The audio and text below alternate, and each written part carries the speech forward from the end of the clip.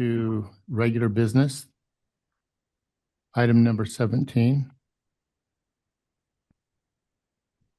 Consideration of city's position of Laguna Beach Marine Protected Area boundary petition and state review process. Thank you, Mayor, City Council. Jeremy Fremont, Assistant City Manager. Try to condense about 4 years and several hundred pages of analysis into 5 minutes here. Jumping right into it.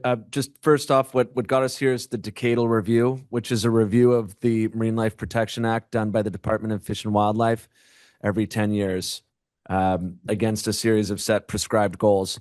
At a 30,000-foot level, what the report so far 10 years into implementation is MPAs are showing positive results. Larger fish and more invertebrates, particularly in populated areas that were previously where there was no regulation. The network does appear to be functioning as a network in so much that they're seeing movement between the two, or between marine protected areas. But it's important to note, and what they note is that the network is still relatively young and full benefits may take decades to understand this long-term ecological research process. And then the last point here, which I think is germane to the conversation this evening, and certainly I've seen in the public comment and testimony, is, the state acknowledges that research on community, economic, particularly those first two, remain limited, and they're still developing in this process. So the report was published by the state, and then as part of the adaptive management process, it opened up an allowance for the public to submit petitions, considerations to change or modify marine protected areas. And the Laguna Beach Bluebelt submitted with the local MPAs here, essentially a petition that would expand the southern boundary, no-take boundary, all the way to the city limits and into the Dana Point SMCA. So rather than, I'll just try to show it here on the map. On the left, we have our existing marine protected areas. The star is Three Arch Bay. On both, the left image is existing, like I said, right is proposed.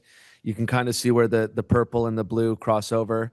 That's taking the no-take all the way down to the Laguna Beach southern limit, effectively allowing or prohibiting fishing in the Laguna Beach city limits from its northern boundary to the southern boundary. I'm going to summarize these petitions. This isn't my analysis. This is, again, just a high-level summary of both what Bluebelt is asserting and what the state, the Department of Fish and Wildlife and our Environmental Sustainability Committee subsequently remarked on the petition. And I will, Bluebelt, if you please expand during public comment. The assertion here is that we need to protect kelp beds from overfishing and anchor chain drag on the reefs in South Laguna. There's intense or increased pressure due to the closure on the north end to South Laguna. Particular lobster fishing in the northern Dana Point is impacting our kelp forests, as well as potential concerns for whale entanglement whale entanglement. Also asserts that the benefit of the proposed boundary change is simplifying MPA enforcement, again, to the kelp forest and the whale entanglement, and that these changes do align with the goals of the master plan and the objectives of the Marine Life Protection Act. In response, DF&W submitted evaluated the petition and provided its report, also included in the staff report and as attachment. It's about 15 pages. I'll just highlight some of the points here. Essentially, they disagreed with the position taken by the Bluebelt across each of the justification points. Essentially, that it does not address current or emerging management issues. Right now, they believe that there would be enforcement. Potentially changing the line would actually increase confusion, particularly after 15 years along a set line that's on a demarked lat-long line. It would be inconsistent to put it in between that, not on a whole number lat-long line. The state, or DF&W, asserts that the proposal would not improve ecological performance, that it was intentionally designed as is to meet both ecosystem and recreational commercial use along this part of the coastline. Also, the concept of reducing whale entanglements, they took the position that fishing efforts would just shift, not be eliminated. I'll just leave it at that, but yeah, I'll just keep it there.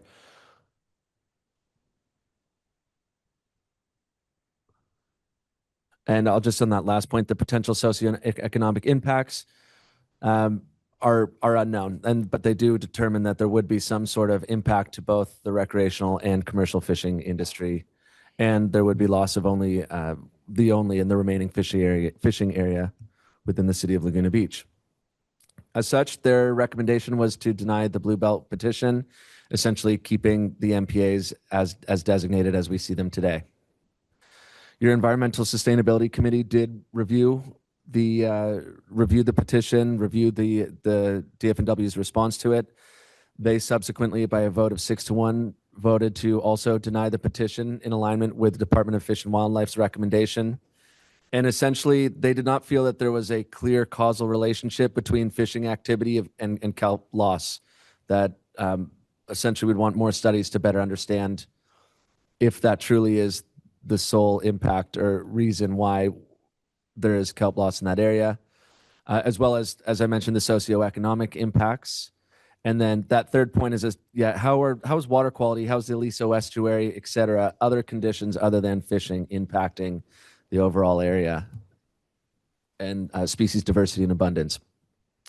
But in their denial, they certainly were clear and wanted to make the point that the city ought to really consider how it can support additional scientific study, either advocating with the state, finding local funding sources, just really having an understanding of this is going to be a process that happens every 10 years.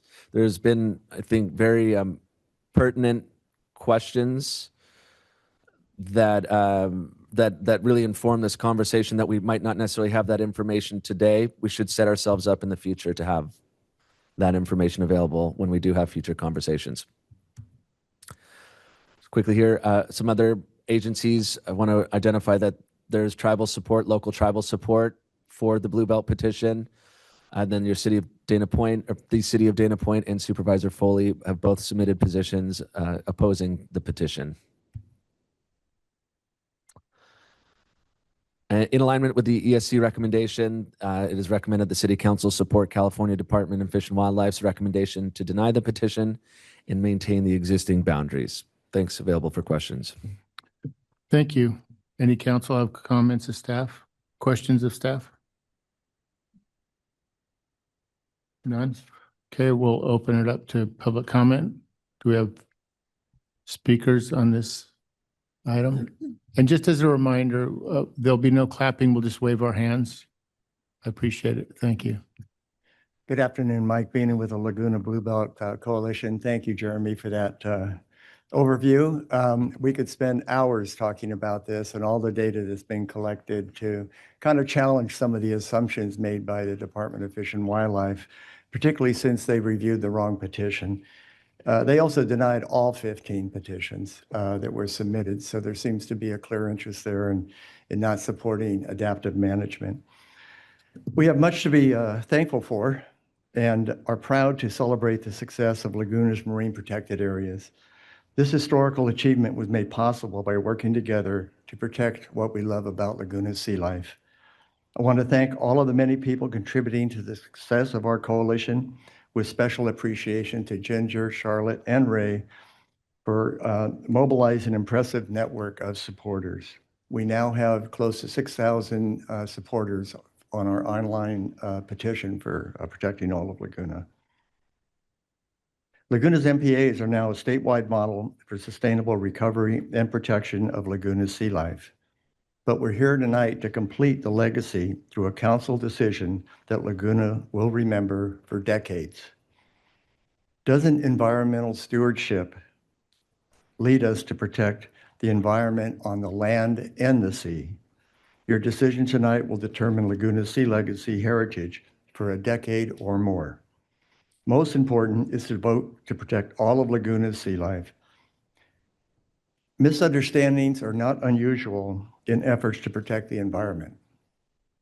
Some suggest that since we eat fish, we should be fishing in Laguna Blue Belt.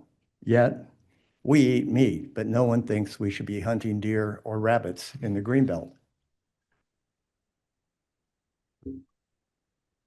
Some say an expanded MPA will deny children a chance to fish. Aren't these the same arguments presented when we first began the long process to gain protection in 2008? These same fishers are still in business and now acknowledge Laguna has created a sustainable, profitable fishery for them. Children can learn to fish nearby at Dana Point, and the trolley is free. Hey, you In guys. 2009, this is what we're up against. In 2009, the city council, led by Mayor Tony Eisman, voted to support a citywide marine protection area. The Laguna Bluebelt Coalition has remained transparent in presenting scientifically sound information. At the request of City Council, we funded an independent survey by the Marine Check Foundation, which you have seen, the only and best available science for the Petition area. The science clearly shows full protection results in better habitat and more fish for all. Tonight, you need to vote to continue the city's commitment to environmental stewardship and support full protection of all of Laguna's sea life to ensure a sustainable marine ecosystem for now and the future. Thank you. Thank you. Next speaker, please. Good afternoon, everybody, and thank you for the opportunity to speak. My name is Justin Becker, 910 Skyline Drive, Laguna, 27-year Laguna resident. I am a fisherman, but I'm also an environmental steward. And I was actually in favor of the 2012 adoption of the sanctuary because it made good sense. However, this new redistricting and change doesn't make any sense. Basically, as the Fish and Wildlife Commission agreed in 2012, today they disagree for three different reasons, right? It's not economically a necessity. It has flawed enforcement of that logic, and there's a severe socioeconomic impact to doing it. I know a bunch of fishermen in town, right? They're very happy with the 2012 agreements. Let's keep that in place, but let people fish where they're allowed to fish, and let's keep the 2012 agreement where it is today. And remember, the state employs people with PhDs in oceanic environmental research. We pay them for a reason. I'm a taxpayer. We need to listen to these people for a reason. They spend time. How long was that review? How many pages? 300 pages? Guys, I'm confused, right? So let's listen. We also have at the local area here, right? We looked at our neighbors in the Dana Point who have agreed not to and don't want to do that. And our own Laguna Beach Environmental Sustainability had agreed 6-1 to not expand that. So I'm a little confused on why this is even an issue. Thank you. Thank you. Next speaker. Thank you guys for raising your hands. I appreciate it. Hello, Council. My name is Nora Carone, and I am in first grade at Top of the World. I want to tell you why I love fishing and why we should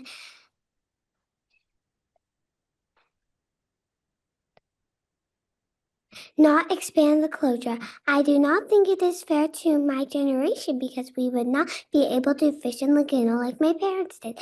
Fishing provides a good source of education and better understanding of nature for kids.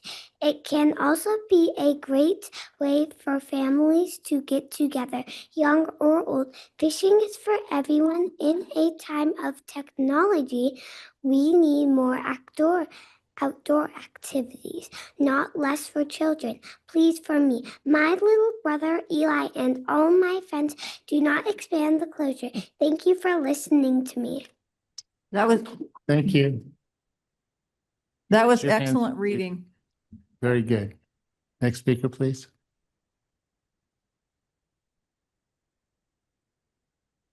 Hi, Council. Casey Parlett.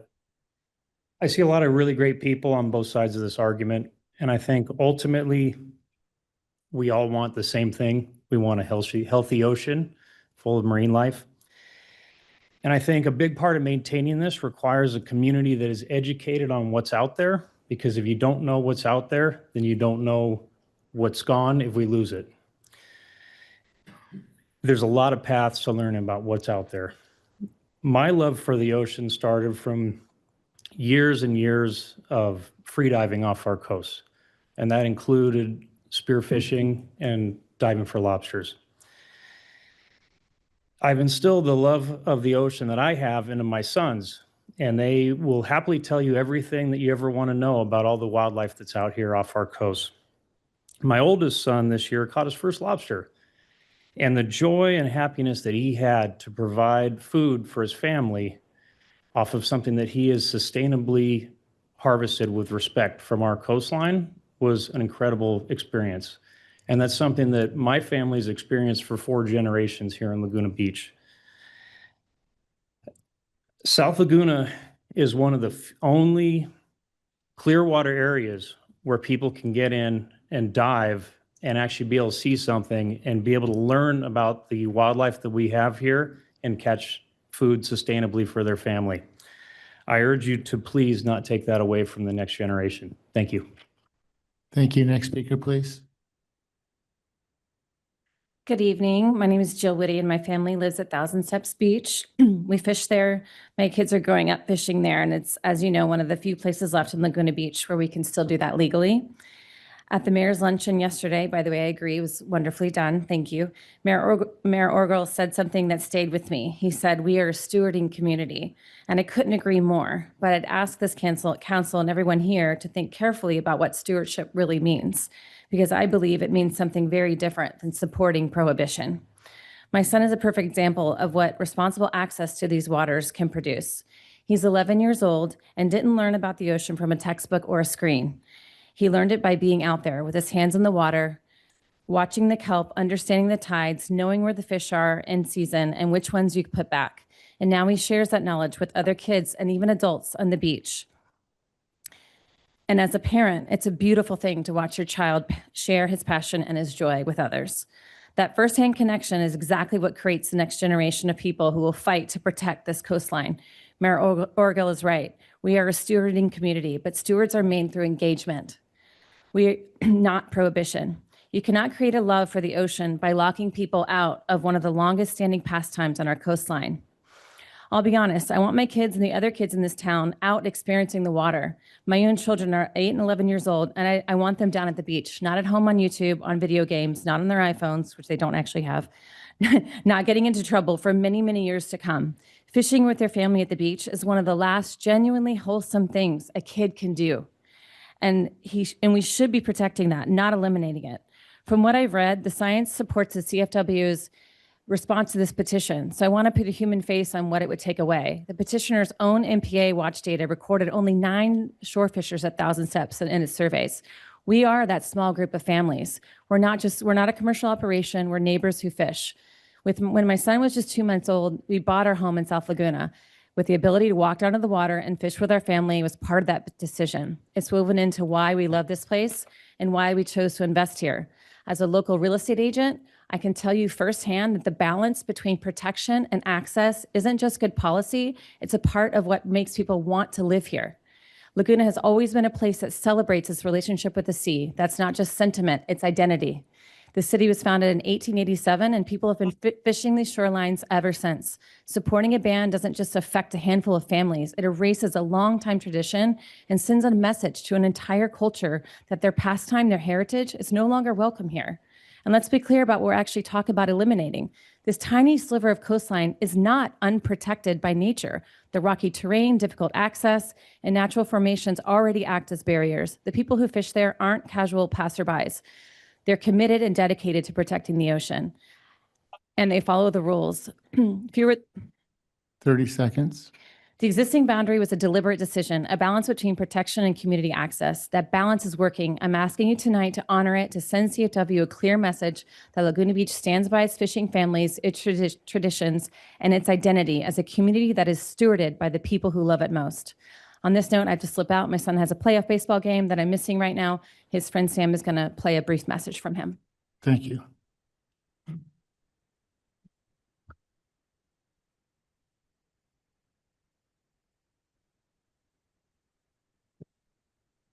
I wish I can be at the meeting tonight, but I don't start over.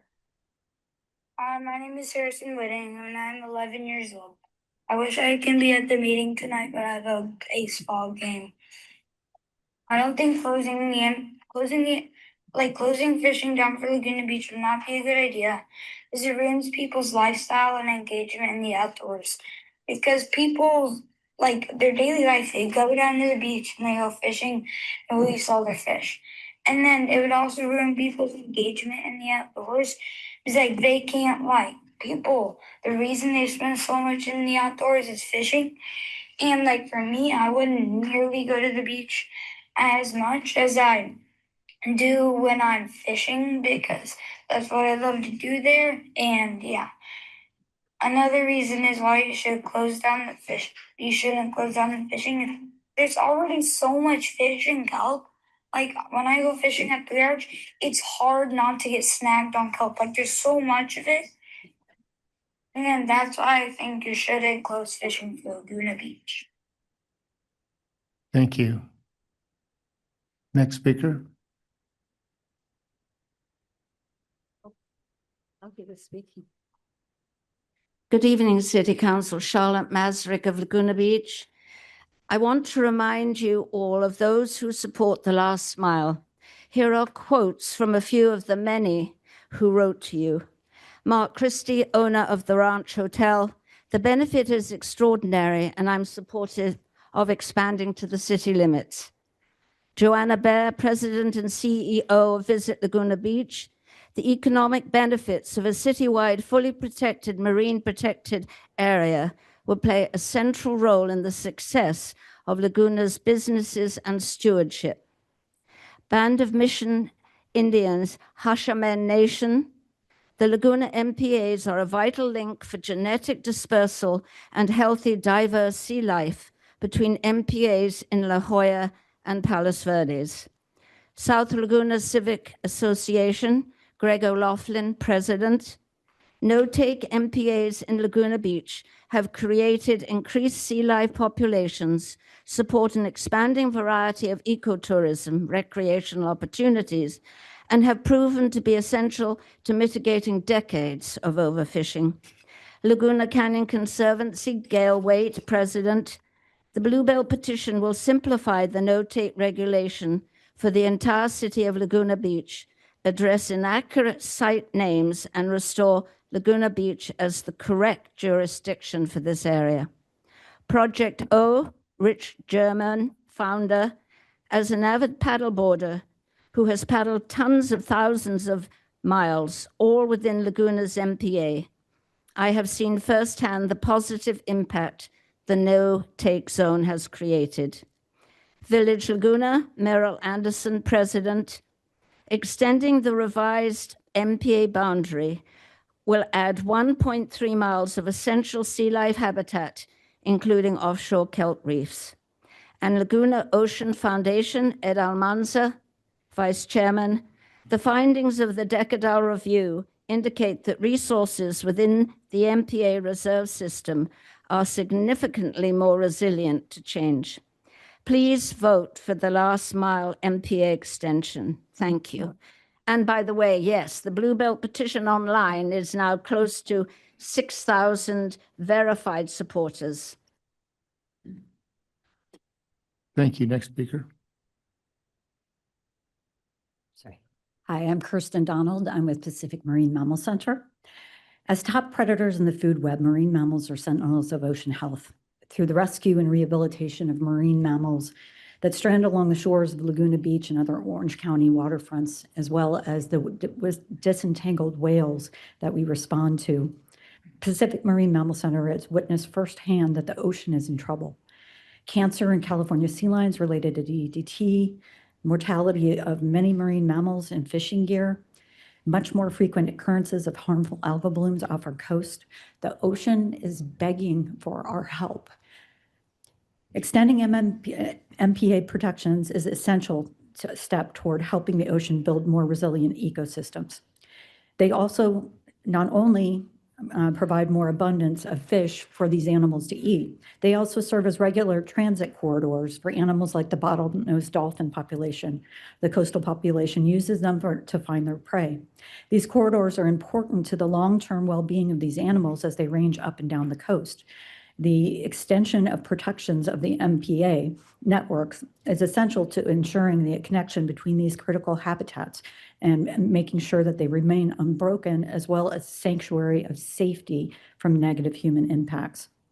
A 2022 scientific journal publication in Frontiers in Marine Science found that MPAs with higher levels of restrictions are more effective in supporting the conservation of marine mammals in different areas of the world. A quick few examples include MPA in the Wadden Sea in Europe that was established in 1978 with strict protections, a harbor seal population that was decimated down to 3,500, regained their population to 38,000 by 2017. In New Zealand, after the establishment of the Banks Peninsula Marine Sanctuary, it resulted in a significant reduction of bycatch of Hector's dolphins and subsequently a great increase in their population. And finally, a bit closer to home, after the creation of the Hawaiian Islands Humpback Whale National Marine Sanctuary, which had high protections and eliminated a number of key threats, including entanglements, the humpback whales in that area made a substantial population recovery and were delisted from the endangered species list in 2016. These examples underscore the importance for extending the MPA protections in order to provide already struggling marine life with a sanctuary free from human impact. In addition, it allows us to respond to the ocean's plea for help. Thank you. Next speaker. Yes, good evening, Council. My name is Merrill Anderson, resident of North Laguna. And, we've heard tonight from some children who really enjoy the fishing. And I was standing in line thinking about when I was a child, how I loved to fish as well, and really have some fond memories of that. Not that I was very successful, but I did enjoy it just the same. And so the question before us is, should the MPA be extended 1 mile to protect our ocean environment? So it's marine protection area. So protection is the operative word here. And so will the City Council be known as a champion of extending the MPA to the southern boundary of Laguna Beach, or be known as not standing up to protect our ocean environment and quality of life? So the choice is yours. Of course, the California Fish and Wildlife Commission will make the final decision, and all eyes will be looking at how this City Council responds tonight. Please vote for extending the MPA. Many residents, led by the Blue Belt Coalition, will take your vote and hopefully your support next week to the Fish and Wildlife Commission. Thank you. Thank you. Next speaker. And thank you for raising your hands, everybody. Hi, City Council. My name is Kathy Aird, and I'm speaking on behalf of the Laguna Blue Belt. Oh, I'm sorry. My name is Kathy Aird, and I'm speaking on behalf of the Laguna Blue Belt. And as an avid swimmer, I support to expand the marine protected area in Laguna Beach. The coastline here is very special. It's one of the most diverse ecosystems in the world, and arguably has some of the most beautiful beaches in California.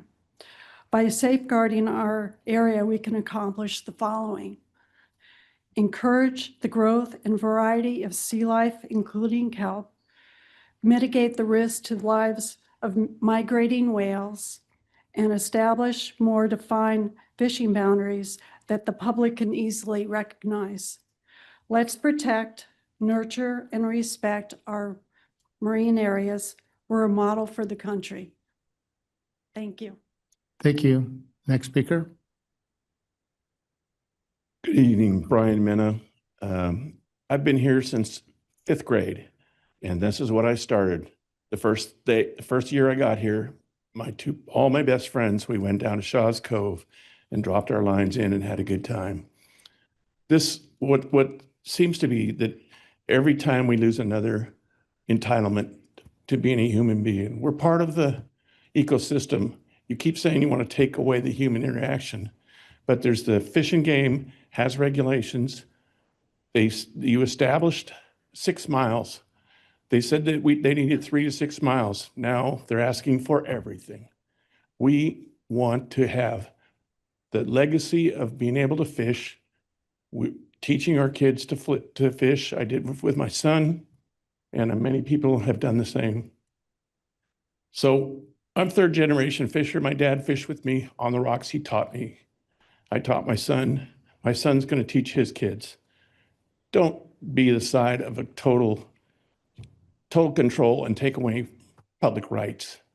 We have a right to fish. It's a recreation. It's probably the largest sport in the United States.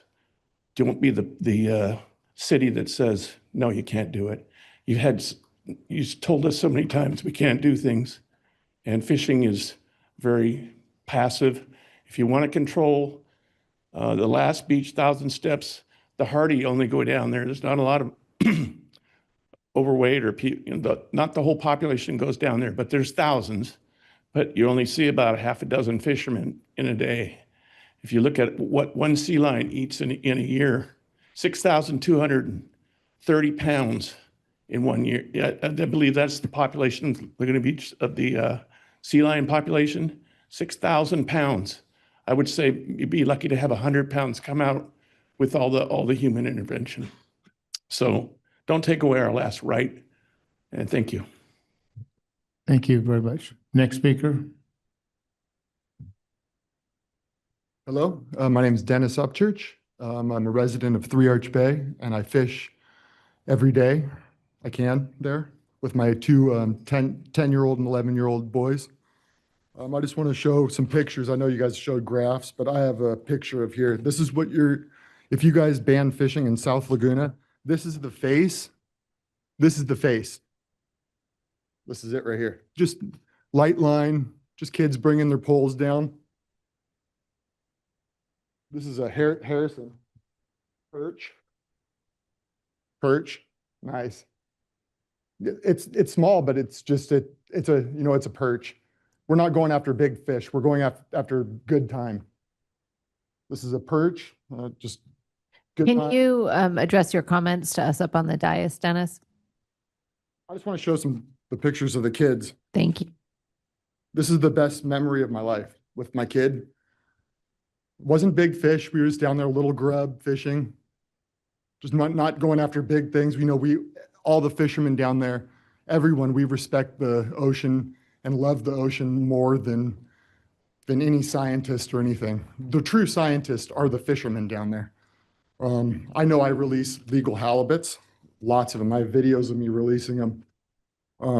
There's absolutely no environmental threat down there. You can walk on the beach. It's Three Arch Bay. It's just quiet, pristine, no trash, no one fishing. There's just no reason to ban fishing. The big fish that people are catching down there at Three Arch Bay, the target that all of us fishermen secretly that we have is a striped bass. The striped bass come from the Aliso River outlet. And what is a striped bass? It's not native to California. And that's the biggest fish that we're catching down at Three Arch. 35-inch striped bass. They're striper. They're from the East Coast. They were planted here. And there's huge schools off of Aliso. And sometimes when you see the birds diving, 100%, it's schools of striper driving the bait fish up. Those fish are not native. And there's huge ones. We catch them with sand crabs all the time. The sand crab beds there are immense and so healthy. It's just a very healthy ocean. There's no reason to shut it down. Thank you. Thank you. Next speaker. And thank you, Hallie, for keeping us pointed in the right direction. Okay. Good evening, council members. My name is Brenda Gustin. I urge you to embrace adaptive management and take the steps necessary to improve the current MPA network by supporting the expansion of the Laguna Beach No-Take SMCA. This includes using the best available science and recognizing the bias of different sources of information. The science is clear. Reefs within marine protected areas are healthier, more resilient.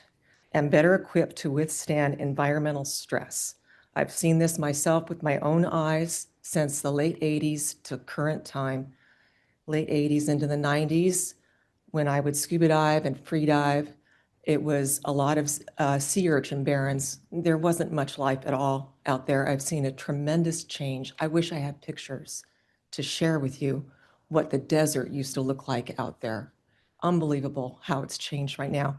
And I know that that spills over into areas where it's okay to fish, you know, Crystal Cove and such. As pollution and climate pressures continue to impact our coast, expanding this protected area is one of the most effective ways to restore marine ecosystems, increase biodiversity, and strengthen long-term coastal resilience. Long-term. Marine protected areas don't just protect ocean life, they help it thrive. From denser kelp forests to more abundant fish populations and stronger reef systems, protected waters consistently outperform unprotected ones. There is also an important misconception to address. Expanding the MPA will not limit public access to the beach. These protections focus solely on restricting consumptive activities such as fishing and collecting marine life. And like I've said, I've seen it myself, how it's changed and how now it's changing back. And you would be amazed at the aquarium that it's become. And even with all the other animals, the marine mammals that feed on the fish, there is so much out there. It's unbelievable. It's beautiful. Kelp forests are beautiful. The amount of life is amazing. You have to see it with your own eyes. And I've seen it before when that wasn't the way it was. And that's not too long ago. So thank you for hearing me. Thank you. Next speaker. Hi, Cameron Keast, Laguna Beach resident. I was starting to write something down before I came down today, but it felt like I was writing for a friend's funeral that hasn't yet passed away. Like I was going to the hospital to write a eulogy for a dear friend. I'm third generation Laguna Beach resident. There are now 4 generations of residents in Laguna Beach. Earlier this week, I was able to take one of my nephews out fishing off the rocks in Three Arch Bay. We caught a handful of calico bass. He was thrilled. All he was doing was talking about how much he loves fishing.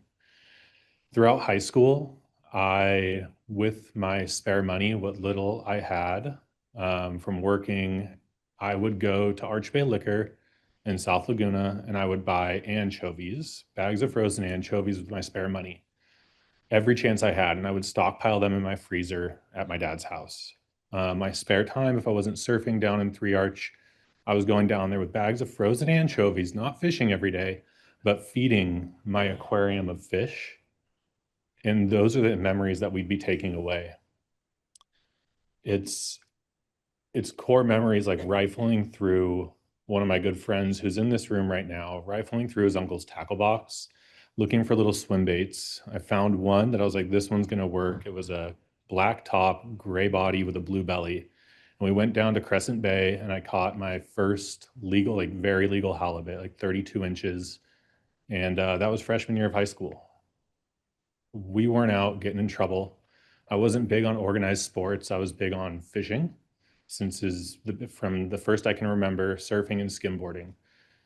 I couldn't imagine a world where we take that away from our generations. I've heard a lot about preserving Laguna Beach with the trees, our historic past, right? You look through any books about Laguna Beach, any historical records, and there's lifeguards and old school residents with short shorts on the rocks holding up lobster. We're taking that away. So I urge the city council to write a letter in opposition of expanding the MPA following the guidelines of Fish and Game, the science they provided. The Laguna Environmental Committee, please write a letter and be on this side of history. It's just going to come back up in 10 years and we'll have to revisit it then, but the MPA is doing its job. As Jeremy spoke of, the fish are passing through the MPA, going to Crystal Cove, going to Three Arch. It's having an impact. I'd love to see that opened up, but I know that's never going to happen. So let's keep what we have to preserve what we have of this town and what makes it special. So thank you. Thank you. Next speaker. We had a cheater. Yeah. John Thomas, and I have a PowerPoint. First, speaking on behalf of the South Laguna Civic Association, the South Laguna Civic Association supports the extended boundaries and has sent letters to the city affirming that.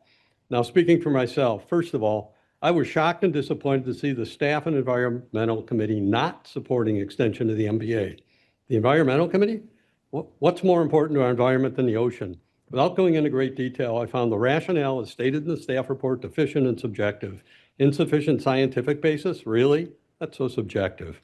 There are groups like the Ocean Defenders Alliance that have done extensive work on the negative impacts of some of the current local lobster fishing practices. And where is the compelling scientific basis for denying the expansion? In addition to the other reasons you've heard in favor of the extended boundaries, I want to talk about the positive impact that the extended boundaries could have on the gray whale mothers and calves returning north.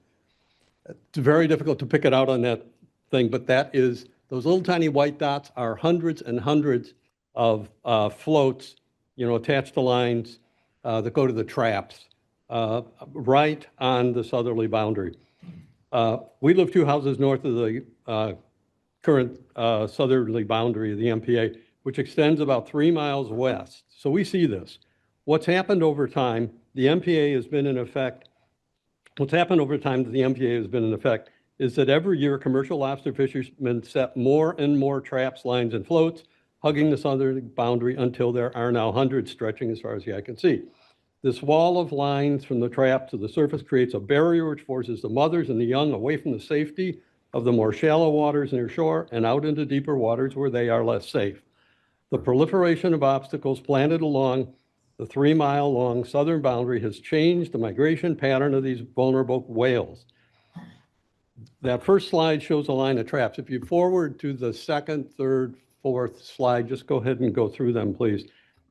The next photo show what we used to see years ago. Whales much closer to shore. That's Table Rock in the foreground. We seldom see that now. The configuration of the proposed southern boundary is much safer for the whales, and that the proposed southern boundary would be only about 1/3 the length of the current boundary, meaning that whales would not be forced as far out into deeper waters. This should result in a reduction in the barrier and less change in the migration pattern, meaning that the whales should be able to return to safer shallow waters much more quickly. As a bonus, this modification should result in a return of the thrill to residents and visitors of seeing these magnificent creatures pass by closer to shore. Last slide, please. And for the fishermen, the extension would enlarge the hatchery, creating more fish for them to catch when the fish venture out, hapless fish venture out of the MPA. Thanks. Thank you. Next speaker. Hi, my name is Colin Sweeney. I've been a resident of Three Arch Bay and Laguna Beach for about 32 years. I just want to let you guys know that I think you guys should try to kill this, send a letter to stop this petition because the science doesn't go with it. It just proves that it doesn't matter. And I'm reporting live from South Laguna. I go in the water, I dive every other day. So I know that it's flourishing. And I'm trying to protect our culture, our heritage, these kids' futures. I want to keep these kids busy fishing, building memories fishing. Like Jill said, we don't need kids scrolling on their phones more than they already are. If you guys could just please send a letter, kill the petition. The science doesn't align with it. Let's just try to keep our last little area that we have. Thanks, that's it. Thank you. Next speaker. Hello, Council. My name is Bill Egan. I've been in this Southern California area since I was about 1.5. My father took me fishing at an early age. It's something that became a big part of my life. I was a lifeguard here in Laguna Beach for many years. Used to spearfish. Actually used to barbecue them right after work. It's something that's really intangible for the kids and the youth. I was really involved with the tragedy that happened in Laguna Lake with Mrs. Foley there getting involved, trying to get that lake back and healthy. I work in the fishing industry for the past 20 years. I run the largest fishing tournaments there is in the West. I work with the Department of Fish and Game hand in hand with all my events, all my tournaments. fishing environments are sustainable only to a certain number. There's only so much room an environment can handle so many fish. So they're doing a good job with the MPL original closure, but closing it more just infringes on the rights of our youth to be able to get out there. The number one fact is the Department of Fish and Game does not side with it. The city should not side with it at all for more expansion. Thank you. Thank you. Next speaker. Hello, my name is George Hilliard. I am an avid lobster diver and spear fisherman. I'm coming to you today as for myself and the future of divers. Anyone who is opposed or for shutting this down or closing off the last little bit of this, I'll ask you, have you ever dove in at night and seen what's out on the reef? There's moray eels, there's Garibaldi fish, there's abalone. They've come back through the very high regulations of protection. And we have that here. We have the whole North Laguna as a protected area, and I really support that. Also, if I never went lobster diving, if lobster diving was closed off, I would have never seen that, and I never would have gotten to experience that. And I will say that that is as close to a spiritual experience as I get, is to be, the whole world is in your dive light. You see in nature. Yeah, we might grab a lobster or two, or have you ever tried to grab a lobster off the reef? They're fast. They're quick. Like, I'm not getting too many of them. You get to observe them in their natural environment. And on top of that, I'm just asking for myself and for future generations to get to experience that. Because if one of my friends didn't invite me lobster diving, I would have never been at night, in the middle of the night, in a thick wetsuit with a light in the ocean. I don't see any recreational snorkelers out there in the middle of the night with a flashlight to see what's honestly out there. So the ability to lobster dive to spearfish opens the door to see the beauty in the nature. So please don't take that away. Thank you. Next speaker. Good evening, Council. My name is Kathy Yerka, and I'm here to ask you please to support the extension of the MPA. I understand that individuals go out and they see a lot of fish, but that's not the measure of a healthy ocean. We know that the world's oceans are not healthy, and that what is important is ecosystems and not simply the count of specific species of fish. The science indicates that our marine protected area is below what is considered minimally necessary to strongly support an MPA. And I really was grateful for John Thomas's comments, because they helped to explain to me why I no longer see whales close to shore. My husband and I look. We have an ocean-facing window that enables us to see them, and we just don't see them anymore.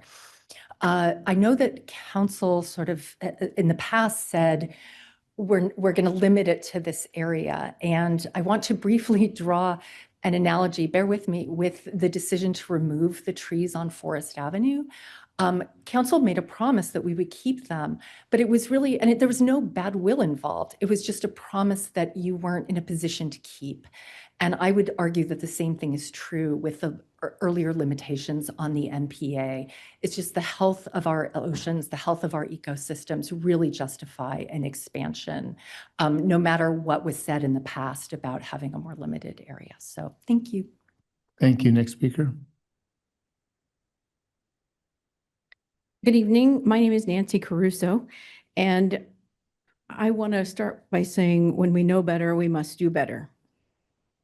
For over 100 years, we stood by as Orange County's coastline was degraded, sea otters were exterminated, abalone were overharvested, fish populations depleted, and kelp forests collapsed. I grew up in Virginia dreaming of being a marine biologist and one day diving California's famous kelp forest. And when that day finally came at age 28 and I moved to California, my first dive was here in Laguna Beach. And to my dismay, the kelp was gone, the reefs were barren and covered with sea urchins.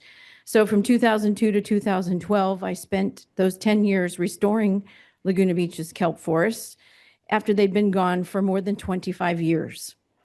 I taught 5,000 children to grow kelp. I trained 290 volunteer divers who helped remove more than 1.5 million sea urchins from our reefs And together we laid the foundation for the creation of the Laguna Beach Marine Reserve, which is now a thriving and biodiverse ecosystem. Today, the kelp is returned and back on its normal cycles inside the reserve, and you can see what a healthy ocean truly looks like. Schools of fish, large-male sheephead, hundreds of lobsters filling crevices, and thriving reefs full of life. And for those who don't dive, trust me when I say you do not see anything like this outside the reserve. I continue to monitor Orange County's kelp forest every year. I'm just concluding this year's kelp surveys. Actually, tomorrow I'll be in Thousand Steps Beach surveying that kelp forest, or not. I have a feeling it's not there still. We experienced warm water again this winter, and kelp growth has been slow. Recruitment has been low. The kelp forest at Thousand Steps has been gone since 2014. I'm still not sure why. There's no sea urchin barren.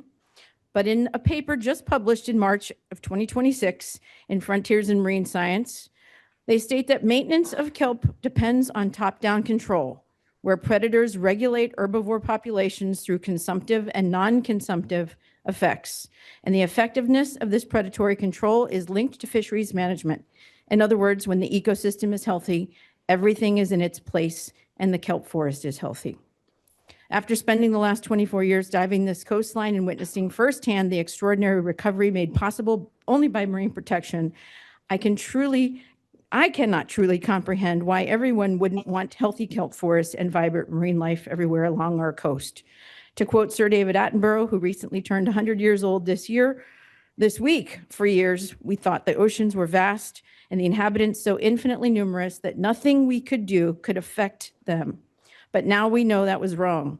We're in reach of a whole new relationship with the ocean, a wiser, more sustainable relationship, and the choice lies with us. So please support the Laguna Blue Belt petition to extend the Marine Reserve. Thank you. Thank you very much. Next speaker, please. Good evening. Zach Greenfield. I'm a third-generation commercial fisherman and treasurer of the California Lobster and Trap Fishermen's Association. I'm here tonight to strongly oppose the Laguna Blue Belt petition. The proposal is an attempt to get a closure as a trophy and not a true attempt at conservation. The CDFW and Laguna Environmental Committee have already recommended denying this exact petition. As per CDFW, it does not fix any enforcement problem, deliver meaningful new benefits to kelp forests or fish and lobster populations beyond what the existing MPAs already provide. The fact is that the fishermen have the strongest possible incentive to be the best stewards of the ocean. We need a thriving, balanced marine environment just to put food on our tables and fuel in our boats. That's real accountability. We don't get paid to declare problems. We get paid when the ocean is healthy enough to harvest sustainably, which it has proven to be. This is the opposite of what I call the environmental industrial complex, the web of nonprofits, NGOs, consultants, and grant-funded groups that too often grow bigger and receive more money by trying to create and fight problems that don't actually exist. Kicking the proverbial can down the road to your neighbor is not being a good steward. Fishermen operate differently. We are on the water before sunrise, reading the ocean like a book. We pass down generations of local ecological knowledge that no grant-funded study can replace. We are part of the science through direct and daily observation and interaction with the resource. The men and women who fish depend on sustainability for survival and are the ones with true skin in the game. We have adapted to the current MPA network, which arguably was never needed to begin with. What we need now is better enforcement of existing rules, not another layer of closures pushed by groups whose budgets grow when conflict continues. I respectfully urge Laguna Beach City Council to listen to the fishermen who live this every day and to respect the data from the 2022 Decatur Review, the Lobster Fishery Management Plan, and to oppose any further expansion of the Laguna Beach MPA. Let's keep our coastline balanced, protected where it needs to be, but open to the responsible, multi-generational stewards who are here long before elites with millions and their environmental fantasies to keep us from sustaining ourselves through the ocean. Thank you very much. Can I ask you to leave your contact information with Anne Marie? I'd like to talk to you at a later time. Thank Yes, you. sir. Next speaker. Hi, my name is Tori Mena, and I want to start by saying I'm not new to this conversation. 17 years ago, when the Marine Life Protection Act process first came to Laguna, I stood at this podium and spoke about what these waters mean to me. I was invested then, and I'm invested now. I'm here tonight because I believe extending the no-take zone to include the rest of South Laguna would break faith with previous compromises without delivering the benefits its proponents claim. This petition undermines the process that got us here. The 2012 boundaries weren't drawn on a whim. They were the product of years of hard conversations between divers, fishermen, conservationists, and scientists. People on every side gave something up. Reopening that deal unilaterally, outside of any identified management failure, tells future stakeholders that compromise in this city isn't durable. That has consequences far beyond Laguna. If we want to be stewards, let's talk about increasing the minimum size limit. Lastly, this would harm real people. Dana Wharf Sport Fishing, the lobster fleet, Fish for Life, they're our neighbors, and they've already adapted to a 10-mile closure that was only supposed to last 10 years, to which we are 17 years into. Pushing everyone further south doesn't protect the ocean. It just concentrates pressure onto fewer reefs and shuts people out of waters they've fished for generations. I love this coastline. I've watched it my entire life.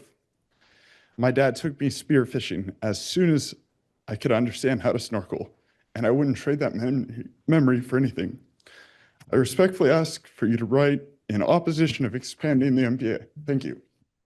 Thank you. Next speaker. Hi, good afternoon. My name is Michelle Brislen.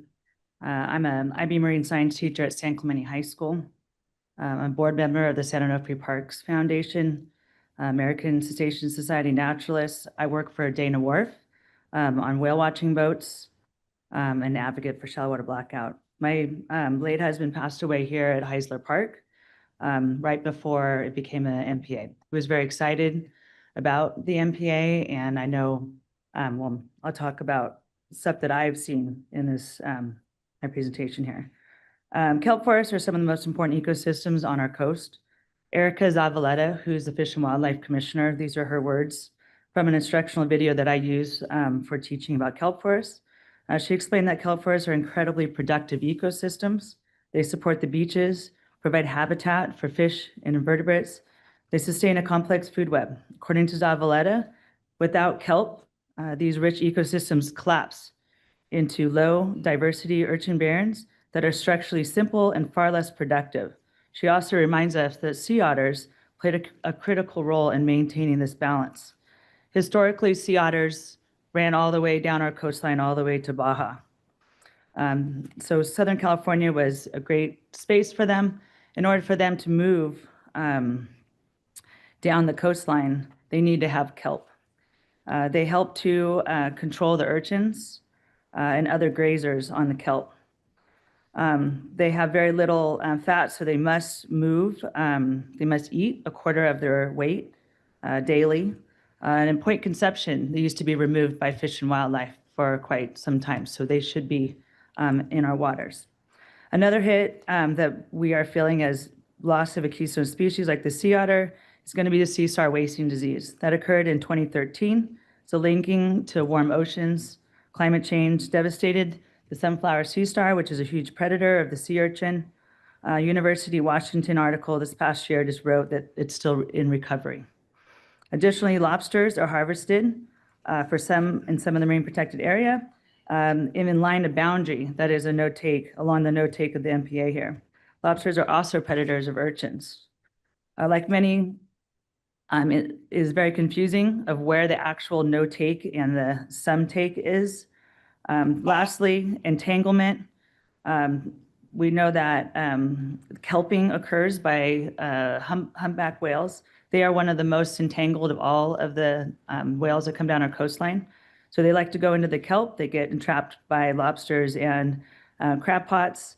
And we also have gray whales that use the kelp in order to protect their young as they make their way back up to the Chukchi Sea, 6,000 migration.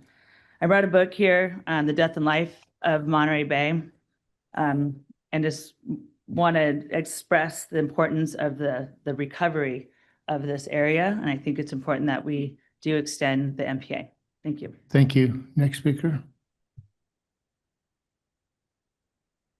Hello, my name is Addie Brislen, and I'm 20 years old, and I've lived in South Orange County for my entire life. I now study environmental biology at Colgate University and play soccer there as well.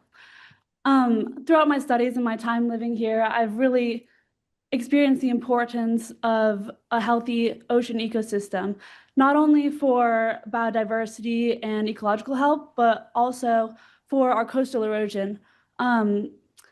I did a project on the coastal erosion in San Clemente and also off the coast of our South Orange County beaches. And kelp forests are one of the most important aspects in making sure that the waves don't take away our sand and that our beaches and ecosystems are healthy there. So that is one point. Second point, no-take marine protected areas is one of the most productive ways to reinstate biodiversity, to help ecological health. And the fish and the ecosystem there doesn't know boundaries.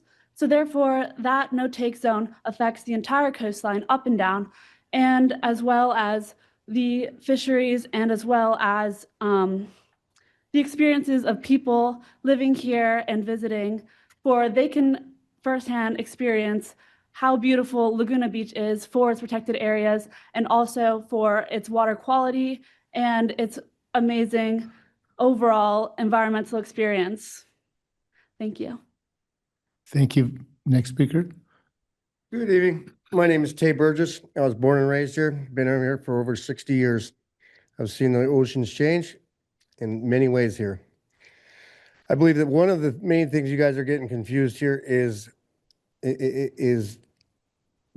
Laguna Beach is intercoastal waters. Intercoastal waters and pelagic species are two different things. What we target as a sport fisherman is our intercoastal waters.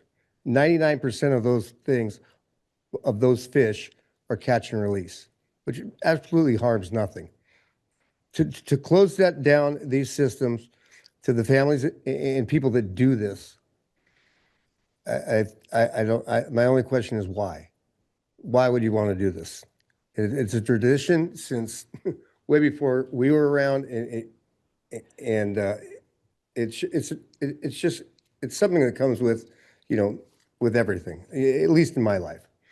The other thing I'd like to say is, there's many ways to go about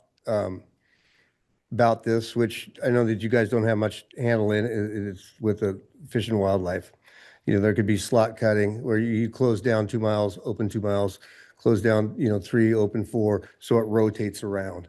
Would probably be one of the best ideas, I think. That way things really over-integrate. But to get rid of sport fishing, the only commercial fishing within 3 miles of the coastline is lobster fishing. I mean, if you do that, that's going to absolutely damage so many lives and people that work in that industry. Sport fishers, which fish within 3 miles of the coast, I can tell you hands down, catch and release most of their fish. At least my group does. And I'm the founder and president of South Laguna Rod and Gun Club, and I take over 150 people fishing every year. Unless it's a pelagic experience, I strongly suggest my group release them for future use.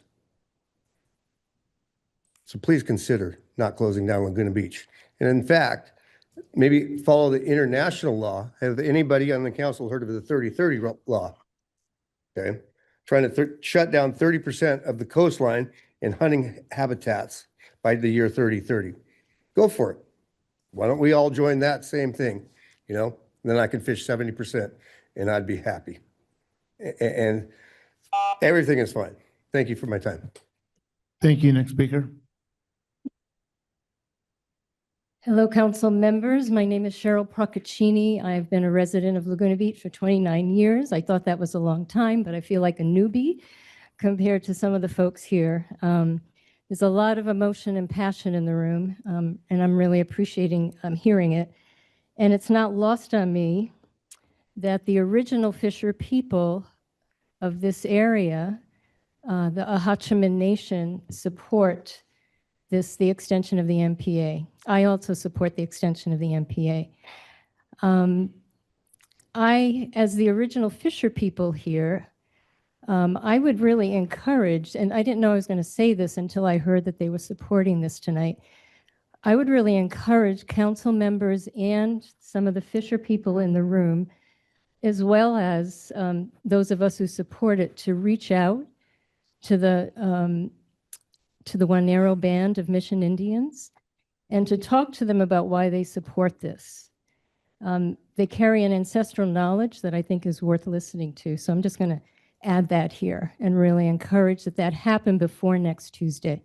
It's Tuesday's meeting with Fish and Wildlife. And I'm going to end my time with having Matthew play a video that I watched for the first time today, months after I signed the petition in favor of this, but it was really moving to me and wanted to share this. So thank you. Thank you. Laguna Beach is truly one of the most special places in the ocean.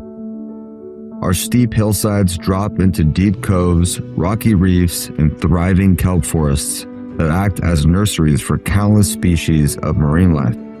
What many people don't realize is that Laguna Beach is the only fully protected marine reserve along 120 miles of Southern California coastline, from Palos Verdes all the way to La Jolla. And the science is clear: protection actually works.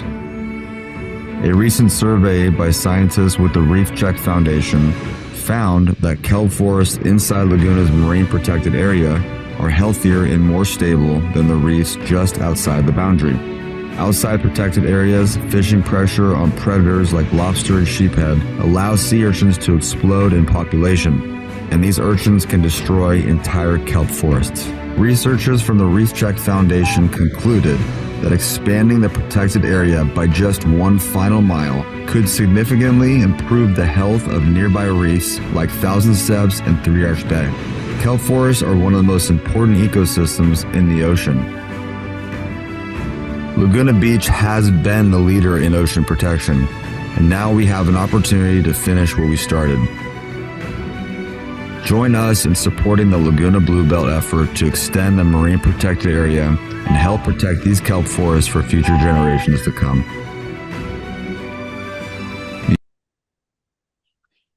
Thank you. Next speaker. That was non-sequence that I was going to walk up after my video. My name is Jordan Manning, and I'm an underwater videographer and conservationist. I have friends on both sides of this argument. I want to think that I'm biased, but through experience of diving in Northern California, which we've lost 90% of our kelp up there, I was actually seeing the little kids up here reminded me of how I was at their age when I used to go before the Sonoma County City Council, and I used to argue why it was our right to be able to abalone dive, and unfortunately I learned as a hard lesson that recreation doesn't outweigh preservation, and although it wasn't directly maybe attributed to us, taking all the abalone, what happened was that, they almost got wiped out through we call it natural selection. I've dove here in Laguna for a while, and I can tell you after traveling, diving a lot, pretty much almost every ocean of our planet, it is truly one of the most biodiverse places in the planet. And so I understand why there's such heated debate on both sides of this argument, because we all want the same thing. We all want to be able to enjoy what Laguna has to offer. The problem is that, as Sir David Attenborough has stated on multiple occasions, our ocean is dying, and we have the responsibility to do something about it. And as Laguna has seen, just in the short amount of time that we've had this MPA here, we've had such a significant rebound of life, from seals to sea lions to the perch or the sheephead. We've had such a huge rebound of life. And to see people and kids be able to experience that, where in other places like where I grew up in Bodega Bay, where my cousins and my brother's kids, they can't experience what I got to experience as a kid, which was an extreme abundance of life out there, because the kelp is no longer there. And we've learned that though kelp disappears for various amounts of reasons, we have what it takes to have healthy kelp here in Laguna Beach. And so it only makes sense, part of that, part of the video that just played was I was a part of the Reef Check Foundation's survey, which really just said one thing: look, South Laguna has the potential to have a healthy kelp forest. And right now it doesn't because of what we noticed was a lack of sheephead. That was pretty much the emphasis of the study.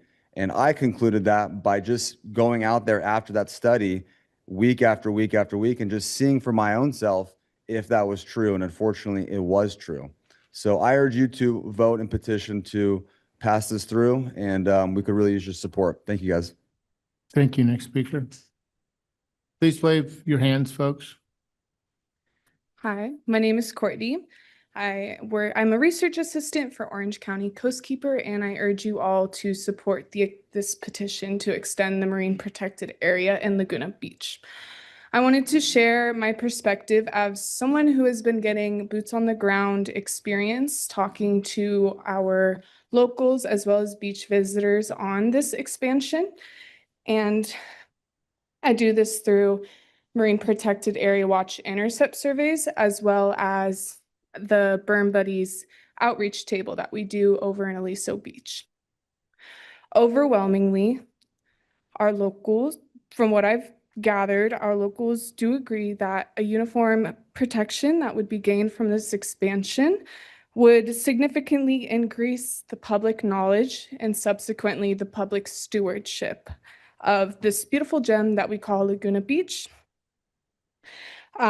Many visitors who aren't from here agree that cut and dry rules would really clear up and better enforce the stewardship efforts that a lot of locals are trying to convey to daytime visitors.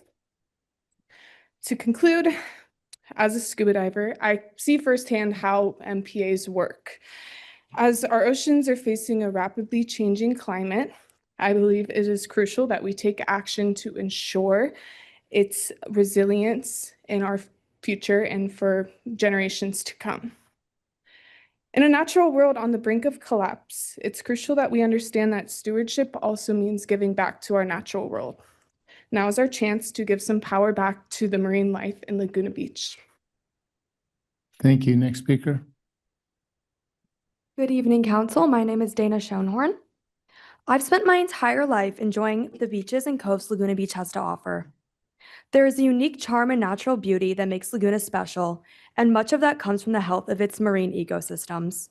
As many have said, the clear water, thriving tide pools, and diverse marine life are what make these beaches feel alive and unlike anywhere else. The fact is, the majority of the fishing in South Laguna comes from commercial fishing, not from recreational fishing. That is why expanding these marine protected areas is so important.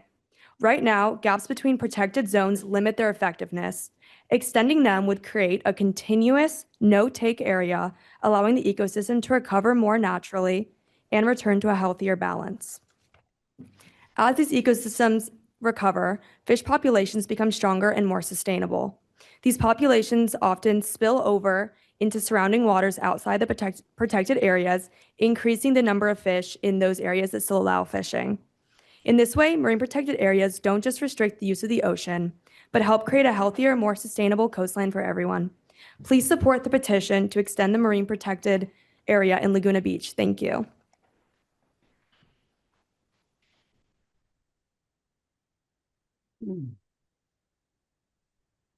Hi, I'm Dan Wacholder, lifelong resident, Laguna Beach, was raised on Thousand Steps Beach. I've been closely connected with the coastline for over 40 years. I'm a strong supporter of the current Laguna Beach MPA. I've witnessed the before and after, and its positive impact is clear. The strategy of creating an alternating network of protected and open areas, I believe, is incredibly sound. I've also known several generations of ocean-minded people, and among this group, fishermen make up a large percentage of the most knowledgeable, conservation-minded, and in touch with nature members. I'm also the father of 2 children and have witnessed their bond with nature and appreciation of the ocean strengthen, as mine did, through time spent responsibly fishing from and exploring South Laguna's beaches. We cannot hide from the reality that we are a part of nature and all of our actions affect our environment. It's easy to fool ourselves into thinking that we can put a fence around wild areas and act as onlookers and do as we please on our side of the fence. However, true environmental stewardship requires us to recognize that we are not just observers, but actors in nature with a personal stake. Fishing forces us into the actor role and brings us face to face with realities that modern life allows us to largely ignore.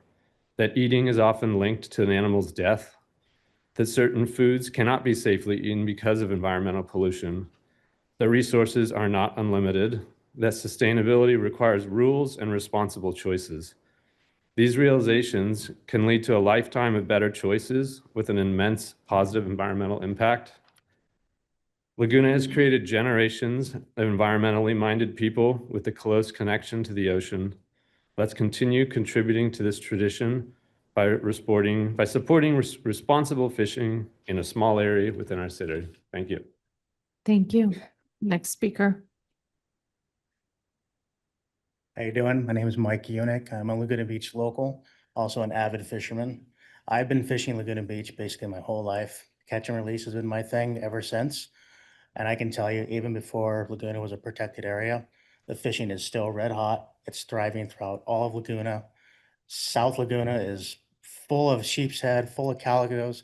I've probably caught and released over thousands of bass, sheep's head. I've done probably more research than your ML or your MPA ocean research development team, and it's thriving. There's kelp everywhere. There's no problem with the kelps. The only thing you're going to see is with the El Nino that's happening, the water is 5 to 7 degrees above average right now, and that's going to deplete all up and along the coastline from La Jolla, South Laguna, everywhere. I'm sure you guys have heard of the El Nino, right? How the water's really warm, and you want to protect all the kelp out there, go for it. It's going to die from the warm water, not from fishermen, not from commercial fishermen. We're not the problem. The ocean has its ways of going through cycles, so do the fish. They come and they go. Like right now, there's bluefin tuna, again, 3.5 miles from Laguna Beach. They come in and out of the water. There's yellowtail in and out of the water. You guys gonna study those? I don't think so.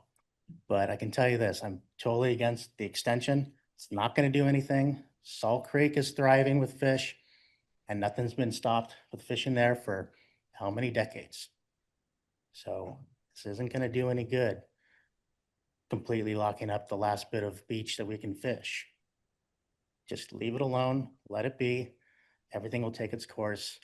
And, you know, you go 150 feet or 200 feet from the shoreline, ocean drops down to 1,000 to 2,000 feet.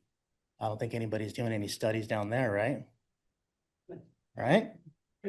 Come on. It's ridiculous. Like, how many of you are against, or how many of you are for closing? You all need of to this? address the council. Oh, I do. Oh, all right. Says Mayor Sorry. Pro Tem. Oh, all right. Well, just thought I could ask. So anyways, let's just be on the same team here and just allow fishing and fun for everybody. You know what I mean? Like, that's what we do. No need to close down something that we all truly like to do. Come on. Thanks, guys. Thank you. Next speaker.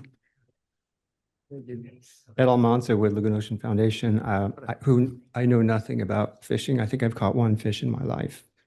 But I also want to say that what we don't know about the MPA could fill this room many times. So I want to say a few things that I think we can say, that I can say with certainty. And it's just a very short list, but I'll start by saying that I've said this before, the 7.5 miles of coast that we have has the highest concentration and diversity of coastal ecosystems in Southern California. South Laguna is part of that. When the MPA was formed, our foundation recommended basically wall-to-wall reserve for reasons that have to do with the ecosystems that happen at the boundaries of the city. The extreme north, the extreme south have very high diversity, partly because of the topography.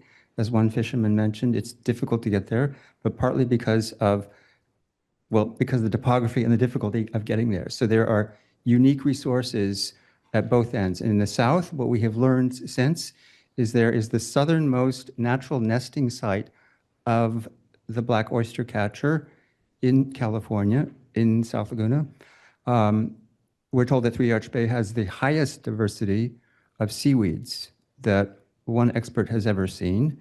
So there's a lot of important stuff to think about, and yet we know very, very little. About 85% of California's coastal waters are still open to fishing, according to OPC. That's not very much if you consider the threats of climate change, sea level rise, acidification, plastic pollution, and the medieval policies coming from the White House. All of that is part of our future.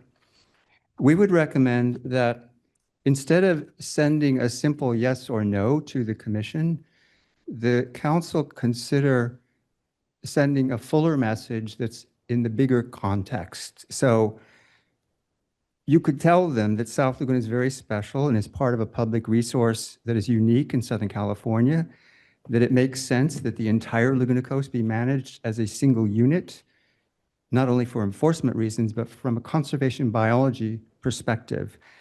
You can tell them that the community, the city, and the local environmental NGOs are staunchly committed to safeguarding the coastal and offshore resources of Laguna Beach and have proven so in the last 12 years, that the city is respectful of all stakeholders, including those who don't live here, and that we think South Laguna is part of a larger question that keeps many of us up at night, which is how to accommodate visitors, including a diversity of users, and protect the resources long-term.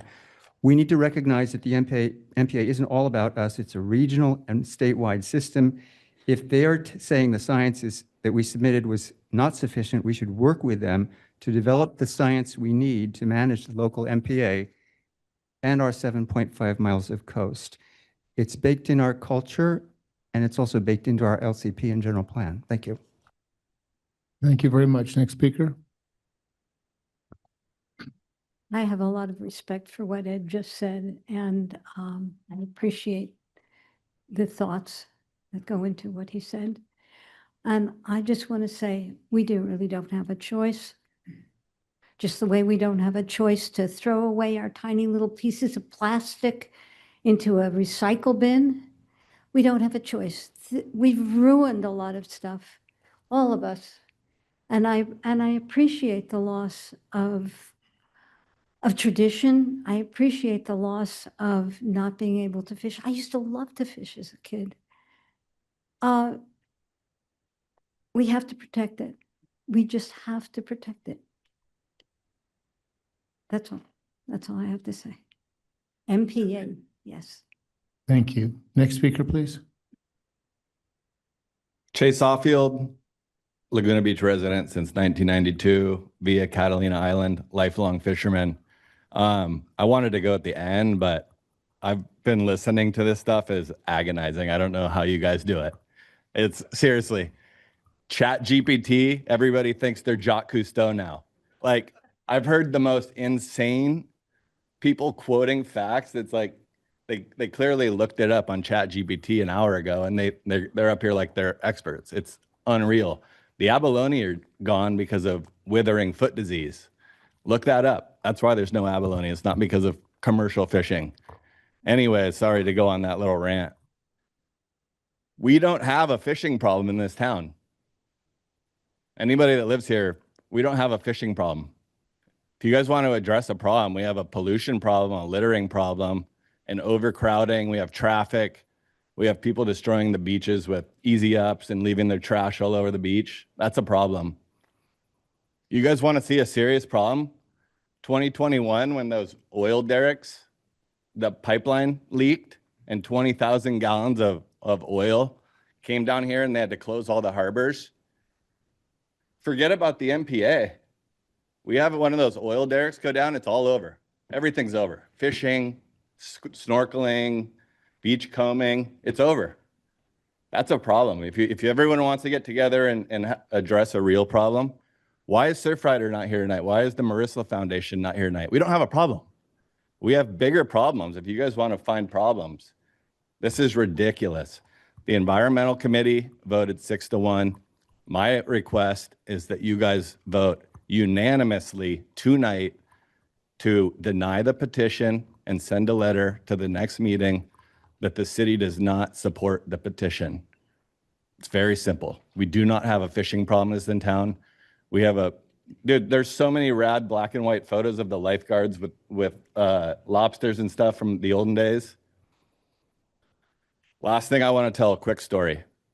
About 8 years ago, I started awarding a scholarship at the high school for In like 2 weeks, they have the honors convocation. I know you guys all go to it. It's a really cool thing we do in this town. They give away hundreds of thousands of dollars to the rad students that come out of this high school.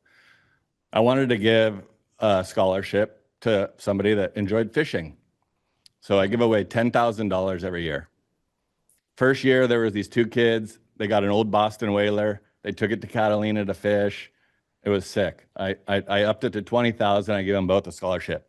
The last 3 years, I get like 20 scholarships every year, or applications. In the last 3 years, not one kid that fished. So now I give it to other rad kids that surf and do other cool things and start beach cleanups and stuff like that, which is great. But you guys want to get rid of fishing in this town? That's not the legacy you want, I promise you. Thank you. Next speaker. Another evening of profound and interesting testimony. It's always an education to listen to it. I just wanted to give my perspective because I was testifying month after month when the first MPA was eventually established. I think I might have gone to 10, I don't know, 6 or so meetings in all different places to advocate for the first MPA. And it was originally going to be a comprehensive drawing on the map. You shouldn't assume that this drawing that is there now was somehow scientifically established based on any kind of data. I mean, we knew that Laguna Beach topography and geology is unique. So, and that geology starts at Abalone Knoll and goes all the way to Three Arch Bay.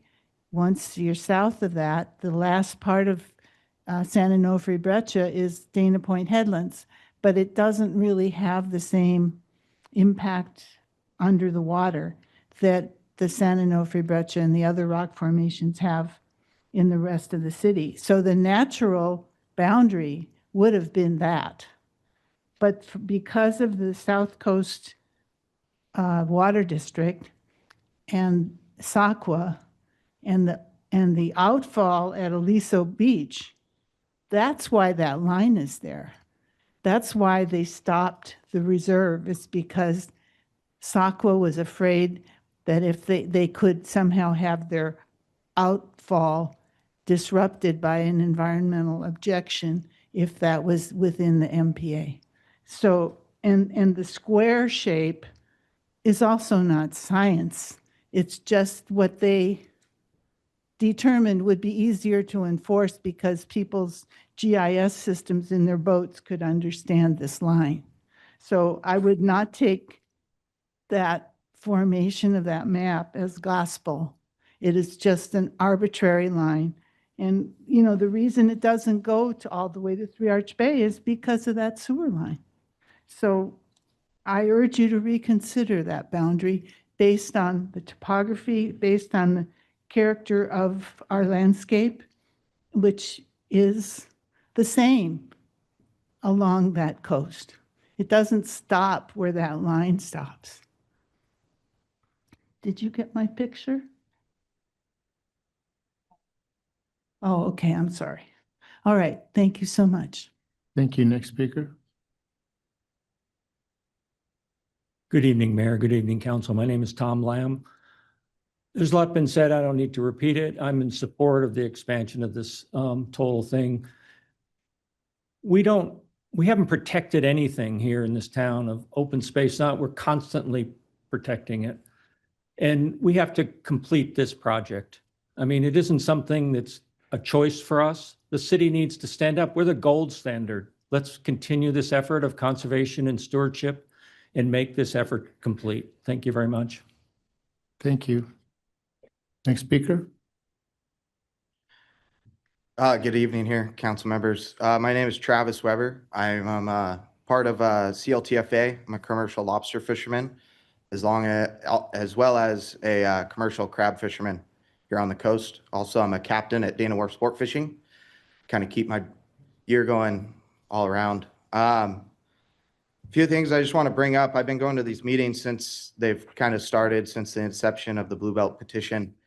A few things I want to bring up. The first meeting I went to, we listened to the speaker tell us how they have all the science to close the last mile of Laguna Beach. And the funny thing to me is the last meeting that we attended, the one that was short notice, they're now telling us pause, we need more science, because their science is actually not science. It's what they want. It's hard for me to believe moving a line of lobster traps a mile down the beach is going to protect whales. That's just pushing the problem to your neighbor. The only thing this closure is going to be doing is pushing everybody into a different area. With what the term I think we would use would be compaction. Only thing that's going to do is just make everything worse. And in other areas, Dana Point, Newport Beach, all that kind of stuff. I run a boat called the Current. I also run the Some Fun, a few of the other Dana Wharf boats. After lobster season, I was running the Current. We were on a 2-hour whale watch. Believe it or not, we did see a gray whale in the shallows. We were in 55 feet of water outside of Bluebirds, traveling up the beach by itself, playing around, doing its thing. I don't know, maybe it got a call because lobster season was over and it had a safe passage. I could tell you I didn't make that call. But there's a lot of things that people don't see because they don't want to see. People don't want to see the line of lobster traps because they live up on a hill looking down on me trying to make an honest living. I'm 28 years old. I have a 2.5-year-old son, born and raised in Dana Point, fished my whole life. I've had my captain's license since I was 19. Just love being in the water, love running boats. I'm probably on the water 300 days out of the year. I think the biggest thing is just people looking down on us. We're really not doing the wrong thing here. We're making an honest living, sustainability, all that good stuff. We throw back shore lobsters. We have seasons. We have trap limits. Everything's a regulation. We have 4 Ps on our lobster buoys and our crab buoys for whale entanglement. And might I state, there's never been a whale entanglement by a lobster trap. They kind of just lump us in there. So that's pretty much all I got to say, but thank you for your time and have a great evening, guys. Thank you. Next speaker, please.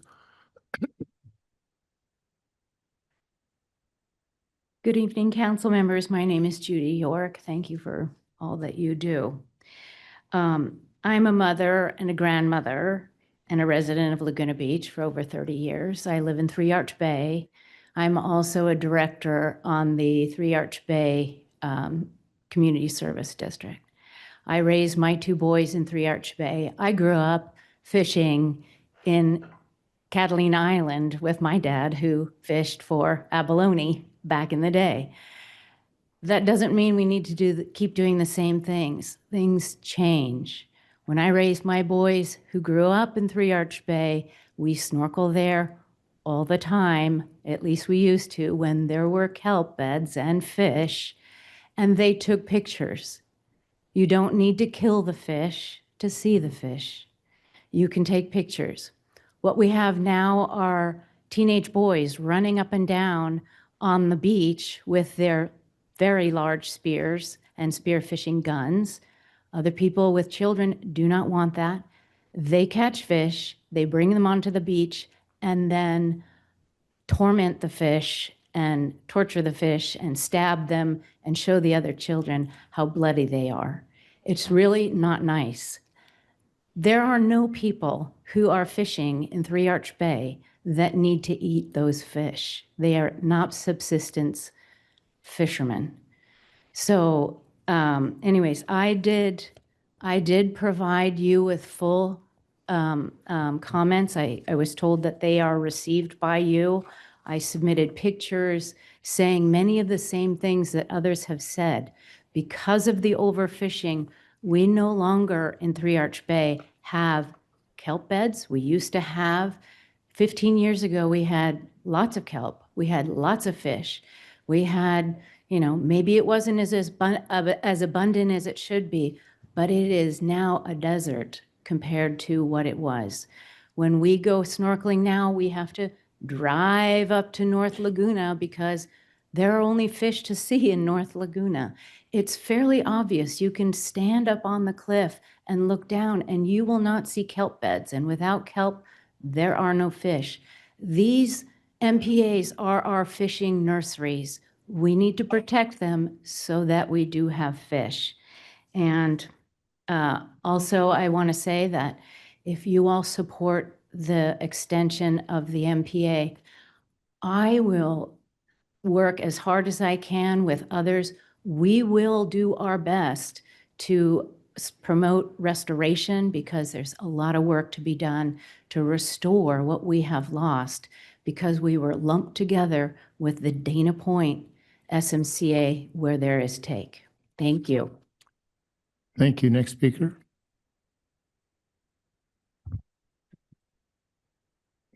Council members, my name is Jack Likens, and I'm a resident of South Laguna. I'm a marine environmentalist, an underwater photographer.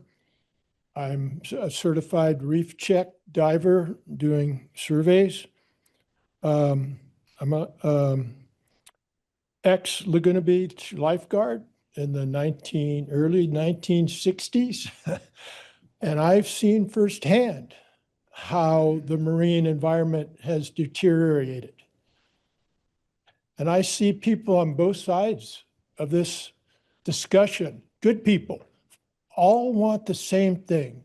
They want a healthy marine environment, as do I. And I think you do too. The question is, what do you do to get a healthy marine environment? MPAs basically only regulate fishing. Yeah, you could expand them for tide pools and things like that, but they do not stop what I think is the real cause of the degradation of the marine environment, not just in Laguna, but up and down the coast. And that is pollution and climate change. I know those are expensive things to fix and not very politically correct to tell people you've got to spend more money to correct these things. But if you really want to correct those things, you have to fix that. I've worked with the Fish and Game Commission, the Department of Fish and Wildlife for over 20 years. I lived on the North Coast and helped establish the marine protected areas on the North Coast in 2010. Then in 2013-14, along came this marine environment change, which had nothing to do with fishing, killed the sea stars, allowed the purple sea urchins to explode. They ate the kelp down to nothing, and now there's only about 5%, I think it is, of kelp remaining on the North Coast. And it has nothing at all to do with fishing. Why did the sea stars die?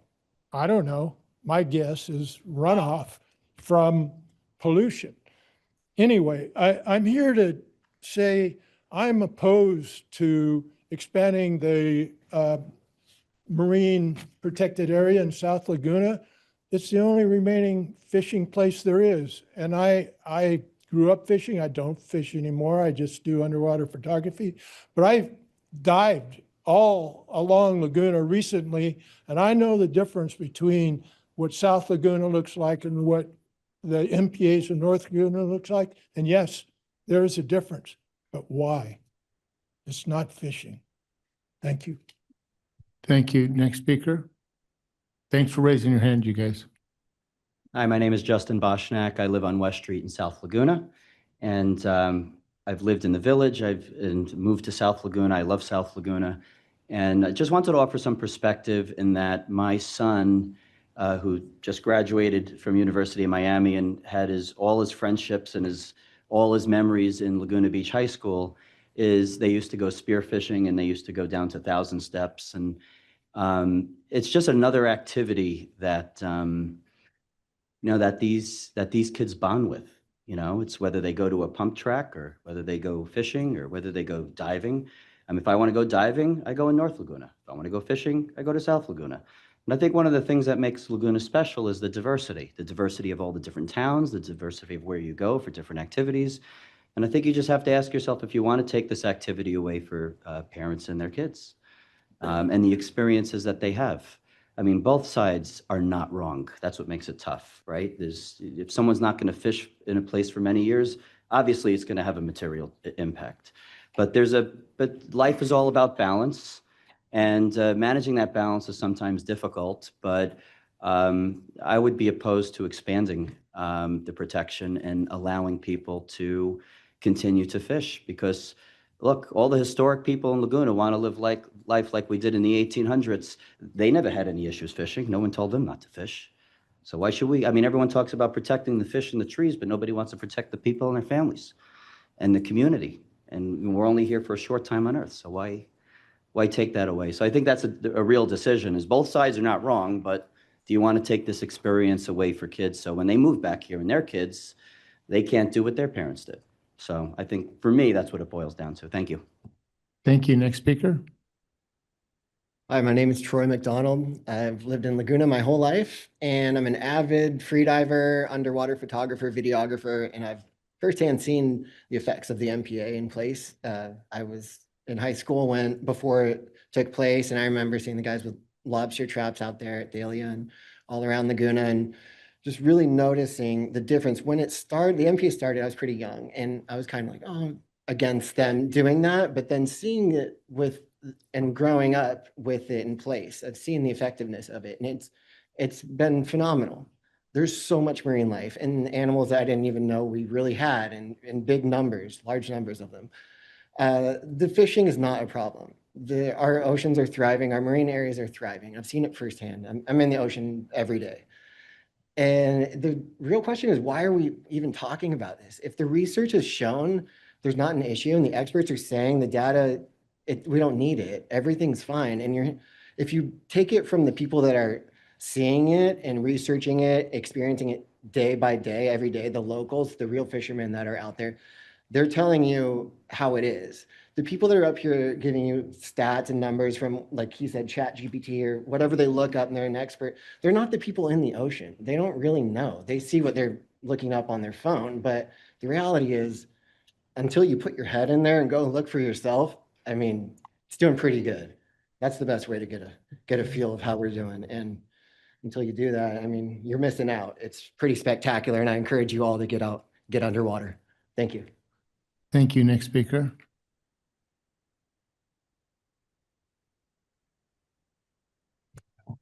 I thought I was going to be last, but that's okay. My name's Luke Burson. I have fished your beaches almost my entire life. I'm a Southern California native. Sport fishing is my hobby and passion. I do eat what I catch, and when I catch too much, I let it go. So I practice that. And you folks should be commended. You've been very attentive and very patient with all of us. So thank you for giving us all a forum today. It's much appreciated. I want to just talk on two things, just two parts. First, your Environmental Sustainability Committee. I attended the meeting 2 weeks, that was back at the end of April, and you should be proud of that committee. They have taken that assignment very seriously. There was some true gut-wrenching that went on in that meeting. They asked great questions, they paid attention, they did their homework, and yes, they voted 6-1 to decline sending the Fish and Game a directive, or directing you to send them a directive to reverse their denial of the expansion of the MPA. And that wasn't an easy decision, but they made it, and I would ask you to respect that. The second item I want to talk about is, I think there is some selective self-serving science that's being presented. And I'm going to talk about one aspect of the Blue Belt document, which is the Kelp study. And that is done by an incredibly reputable organization that does this for a living, but they missed a few things. And you can't do a study and not do everything. And it really wasn't a study. It was anecdotal observations. One way you can tell, there isn't a single mention of a peer review. A peer review is a critical element in any study to validate that the work that was done correctly. Also, the kelp discussion missed two critical pieces, and they apply to your kelp forests. One is the outfall from the treatment plant, which another speaker talked about how originally the MPA stopped there. I would offer that the outfall from that treatment plant might be the most contributing factor to the condition of that kelp today. And if you studied that kelp back 12 years ago, it probably would look exactly the same. So it was stopped there for a reason, and that outfall impacts the kelp. Second, there's a growth that's going on that came from Japan and Korea called brown sargassum honeri. Had any of you heard that? It arrived in 2003 in Long Beach in the ballast water of freighters coming from Japan and Korea, and it's an invasive kelp. It kills the native kelp, and it is over our entire coast. It circles Catalina, yet the study didn't even reference seeing it, yet it's out there. I think the study was a self-serving effort paid for by an organization to help prove a point. That kelp is not destroyed by anglers and lobster fishermen. It's being impacted by the outfall and by brown sargassum honeri. Last thing, I want to go back to your committee. There's a chance tonight that you'll reverse their recommendation and you won't take their recommendation, which would really be a tragedy. And as far as I'm concerned, you'd be really undercutting their credibility. And if I was a member of that committee and you made that decision tonight, you'd have my resignation tomorrow. I encourage you to support the committee and put forth a letter to Fish and Wildlife to support their denial of the MPA expansion in Laguna Beach. Thank you for letting me share my thoughts. Thank you very much. Any other speakers on this item? Good evening, and I would say too, thank you so much for your attention, and I know it's late. Thank you for listening. I wanted, in looking over all the things that has been said, I thought perhaps we hadn't really looked closely enough at what the problem is with the South Laguna reefs and how visible evidence and science has given us an idea of what is causing the problem there. The Blue Belt, for good reason, submitted this petition because out of concern for those reefs in South Laguna. And we watched for 10 years. It's 1 square mile. And there is fishing that would be allowed at Strands and Salt Creek in North. A lot of the conversation that's saying that there's not going to be any more fishing and that children aren't going to have that experience isn't true. They may not have it at 1,000 Steps, I agree. And I know that, you know, we all have our favorite memories and places that we love, but we can go to other places and fish and have those experiences with our family and dad. My dad was a fisherman. I married a fisherman. I even caught a lobster. Mike wouldn't help me, and he made me chase it down and grab it and kill it. And it was an awful experience, and I would never do it again. I disagree with the last speaker. The Reef Check survey was in no way biased. They were very professional. They work for the United Nations. They're not going to jeopardize their relationship and contracts with the United Nations over 1,000 Steps. So I would say that what their study showed was that the South Laguna reefs are unhealthy. They're not thriving the way that they are in the rest of Laguna. I dive, I free dive, I snorkel, I scuba, and the difference is amazing, what we've created here. And I think the Blue Belt's done a great job of trying to educate the public of what we do have. What they found was, of course, what many people have said is that the male sheep's head are fewer and the urchins are scattered among the reef. And they made a supposition that if it were to be protected, that the balance would return and that the kelp may well come back. I wanted to say to you that there might be some other reasons why the kelp is struggling, and one is the large fishing vessels that come to South Laguna. I can see them. They anchor at Thousand Steps, and I'm passing around a picture of one of them that I took last week. So I hope you will realize that this petition would eliminate some of the hazards to the reefs by extending the MPA to Three Arch Bay. Thank you. Thank you. Next speaker.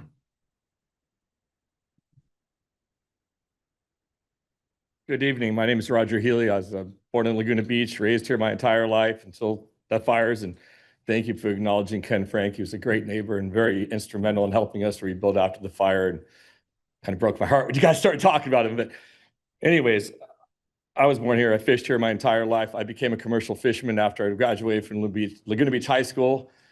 Our younger generation is up here speaking. Now they're doing a better job than I ever did doing it. I served as the president of the statewide association of all commercial trapping for almost 2 decades. During that time, we worked on a fishery management plan to ensure the sustainability of our lobster fishery, which included all the habitat effects and the bycatch that we do or do not catch and how little that there is of it. Since I started fishing, as you guys all are familiar, we had refuges in Laguna Beach in the 68, 71 time period. Heimstra's Park was a closed area. It was always a biosphere area that was protected. After the subsequent new network of MPAs in 2012, it devastated our commercial fisheries in Laguna Beach, or Dana Point and Newport. We lost over half of our commercial fishing fleet out of Dana Point, and about 2/3 out of Newport Beach. The only 3 species we're allowed to harvest from Dana Point to Newport is basically urchin, lobster, and squid. And as you guys all know, it's primarily lobsters. I am an urchin guy. I'll dive there if the biomass is good enough and the quality is good enough that it's commercially valuable. But there's just not currently right now. When there is, I'll be there harvesting it. You've probably seen my boats there. The MPAs, everyone's expanding the MPAs. We have MPAs. They protect all the tide lines. They protect out way further than they ever did before.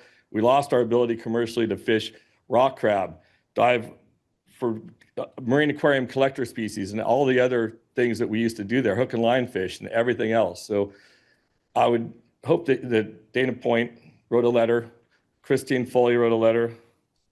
We had senators write letters. The Environmental Sustainability Committee supports it. The Department of Fish and Wildlife support not expanding any reserve, a total closure in South Laguna, and I appreciate your time.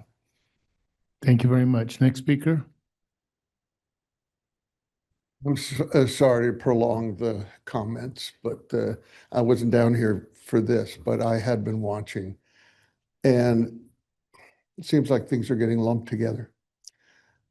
Someone fishing off the rocks of a gated community of Three Arch Bay is not what the protection zone is about. If there are kind of fishing that parents want to pass down to their children, there should be a carve out. There should be a modification so that, because right here, we're talking really about the fish and we're talking about commercial fishing and lobster traps. We all see what happens in Africa. You know, the Serengeti was just decimated. And the only way to provide endangered species in the veldt of Africa is by making zones where people don't hunt them. And that's what we have here. And that's what the Marine Protection Zone has accomplished.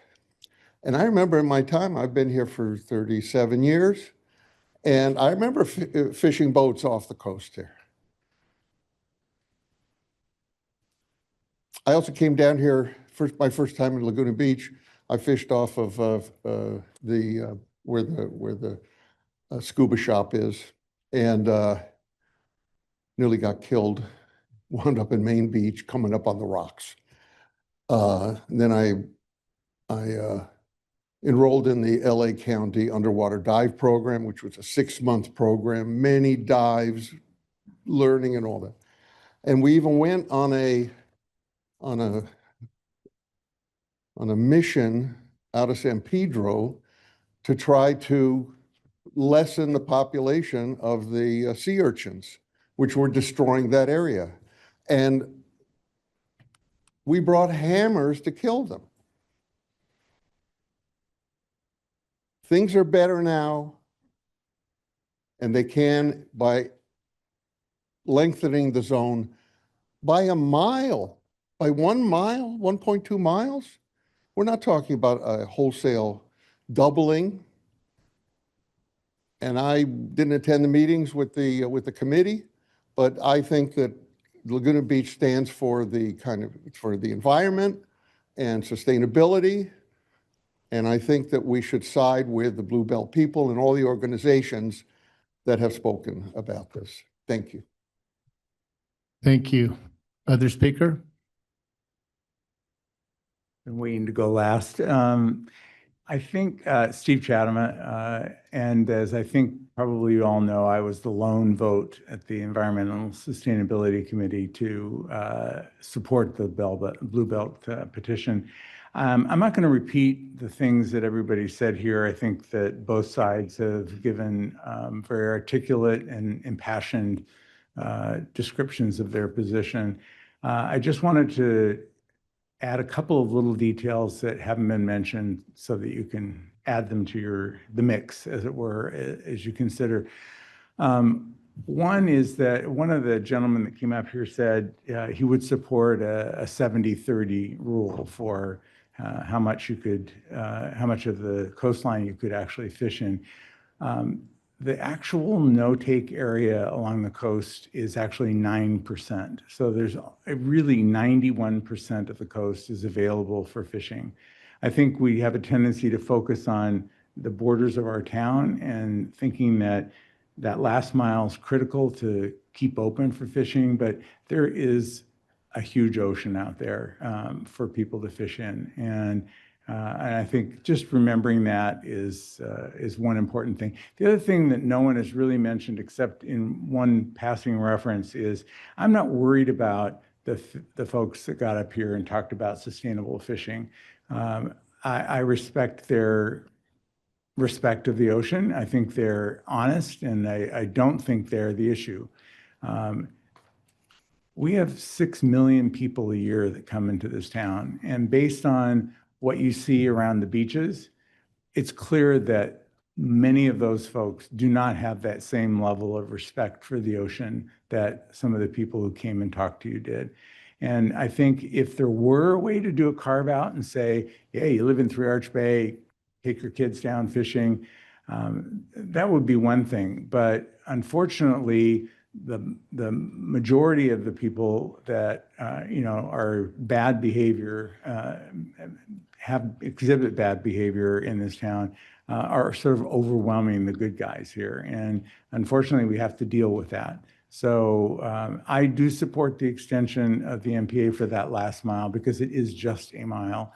And it would allow us to see through the entirety of Laguna Beach this thriving marine ecosystem. So thank you for your time. And it is late, and I thank you for your patience with all this. Thank you. He said he was going to be the last speaker. I got to speak on this, Mark. I'm joking. Wait, weren't you at the Heritage Committee meeting? Yeah. This is about our heritage I know. fishing in Laguna Beach. Greg, I was joking. I know. I'm joking too. Okay. Kind of. So I had a speech, but I'm going to wing it. A lot was said from both sides. I do appreciate the MPA that we currently have. I think it's amazing. I snorkel at TI and all up and down the coast. I'm born and raised here. My name is Greg Viviani, 3rd generation Laguna Beach local. My grandfather and my dad have fished these coastlines their whole life. I've fished this coastline in South Laguna. How many of you guys go to Coyote Grill and when you're driving by and you see them hang the sign outside their restaurant, it says locally fresh caught lobster? Who gets excited about that? I know I do. And taking that away from Desiree would be horrible. It'd be a travesty.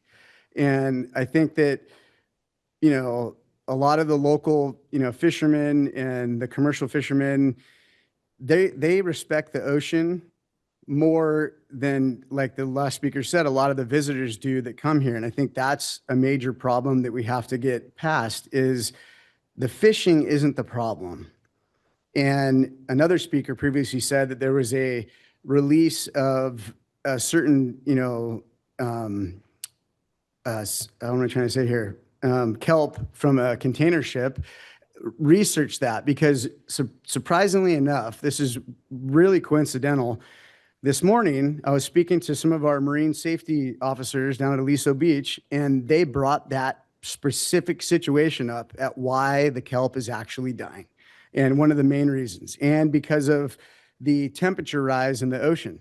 And they said that the ideal temperature for kelp to thrive in our waters is a maximum degrees of 67 degrees, correct me if I'm wrong, and then lower temperatures is better. Well, I was just in Cabo for 2 months, and they're saying that they have alarmingly warm water right now, this early in the season, and it's 65 degrees right now today. I was in the water yesterday. And so the kelp has other reasons why it's dying. It's not because of commercial fishing. It's not because of recreational fishing. And I'm a photographer. I have photographs and videos of whales, gray whales from this year, last year, really close to shore. And if you move that line further south, it's going to disrupt their knowledge, because whales are smart, of where this line is of traps and of, you know, it's going to confuse them more, I think. And I know you guys aren't selfish, and closing down this particular area of recreational fishing tradition and heritage is going to be selfish. So I oppose pushing this MPA further down the line. And I think, and I pray that you guys write a letter agreeing with the Environmental Sustainability Committee and the California Department of Fish and Wildlife. So thank you. Thanks. Next speaker.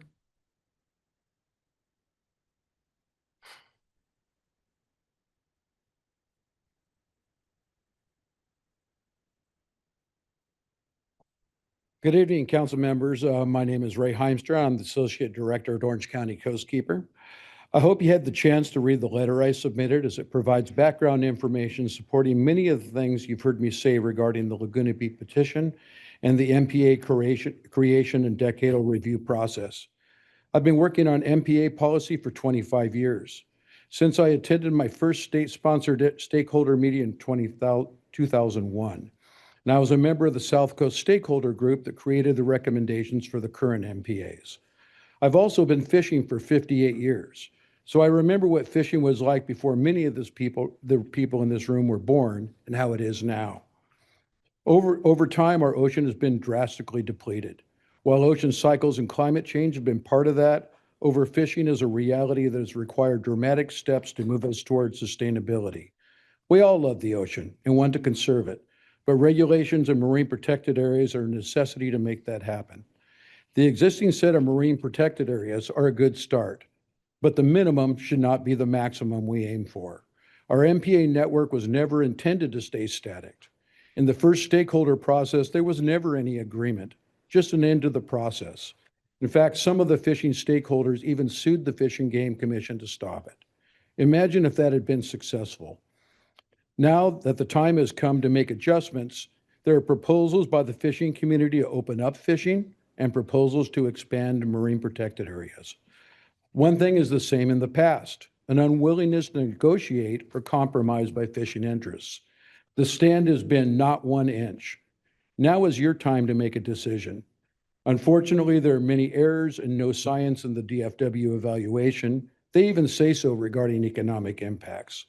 The best available and only science is the Reef Check study, and its results are clear. Tonight, you'll be making a political decision based on your best judgment.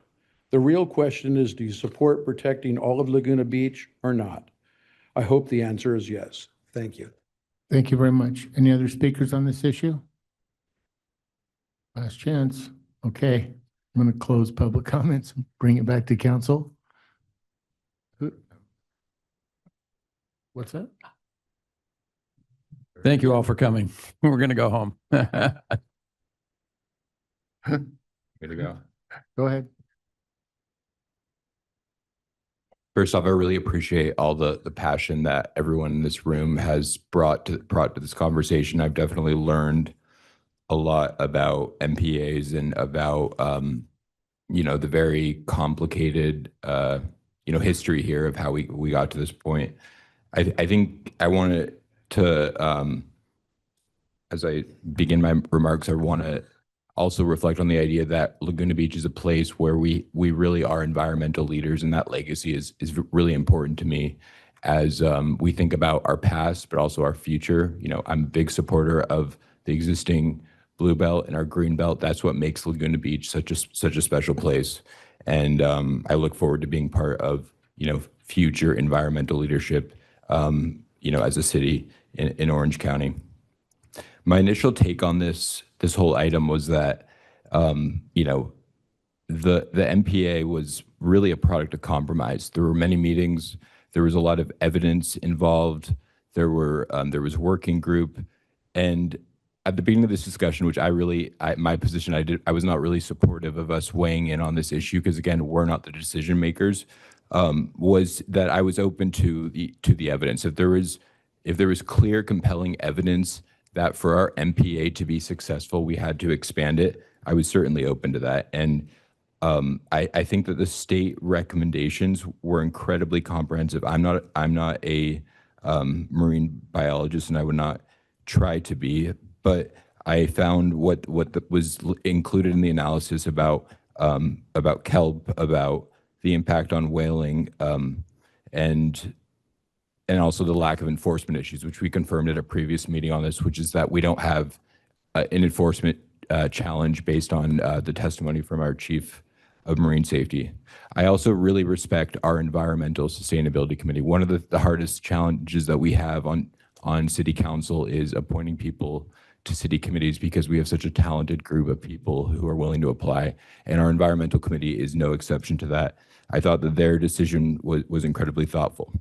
The good thing about what I just said is that, for either side, if I were for this or against it, and I'm not going to support weighing in with a letter to support this proposed extension, is that we're not the decision makers. So if the additional study that Bluebell did, if that turned out to provide evidence to the commission that this was justified, that decision is not really in our court.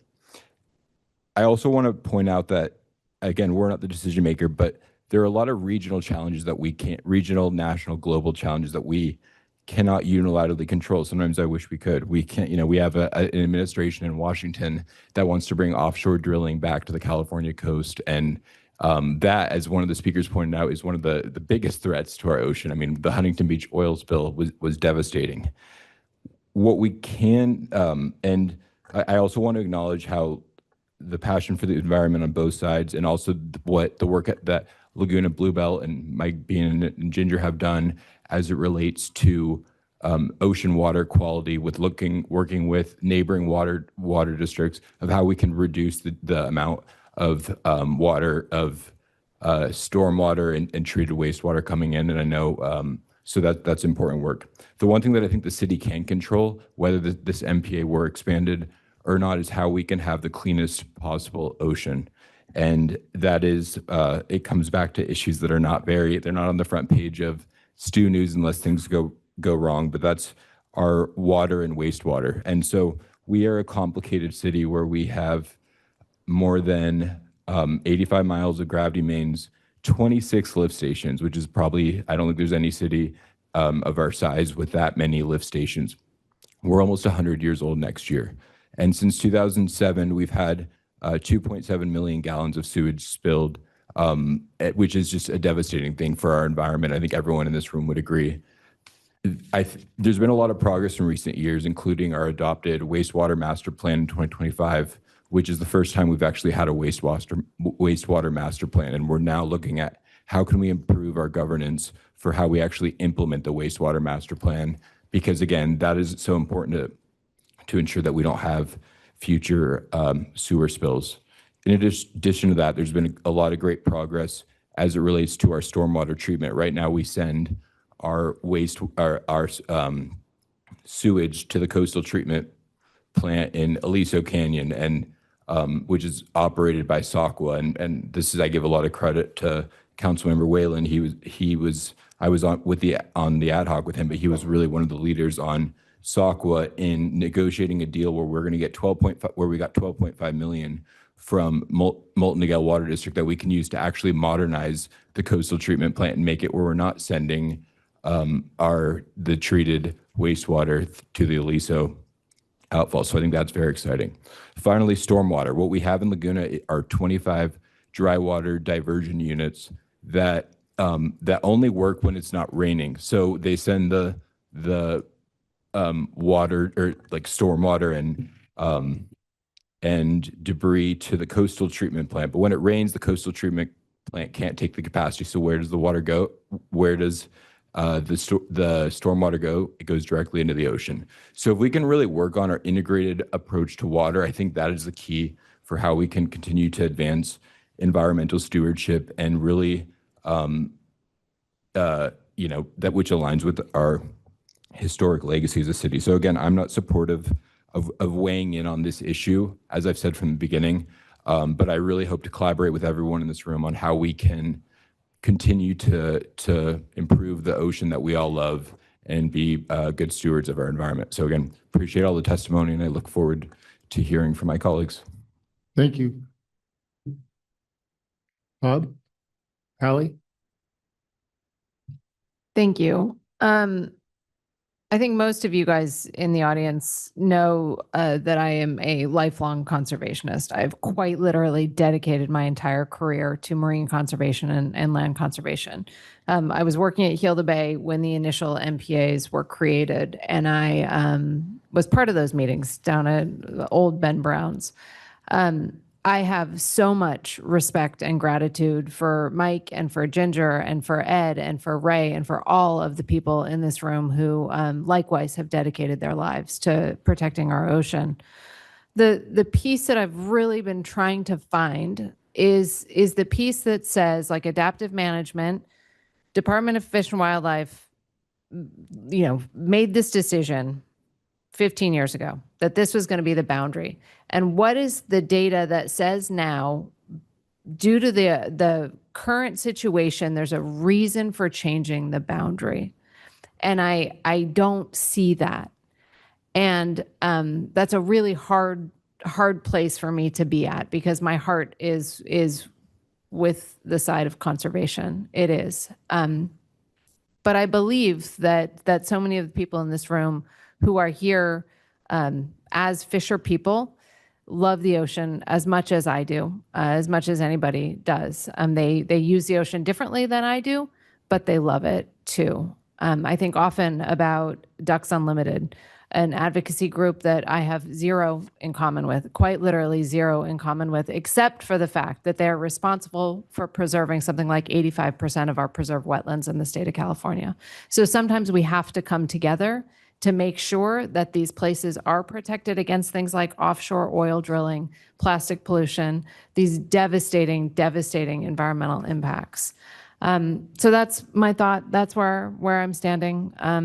I feel like we need to trust Department of Fish and Wildlife. Very respectfully, Ray, I disagree. I think that the science that DFW is putting out is solid, even if we don't agree with it. Thank you. Sue? Bob, anything? Yeah, I can go.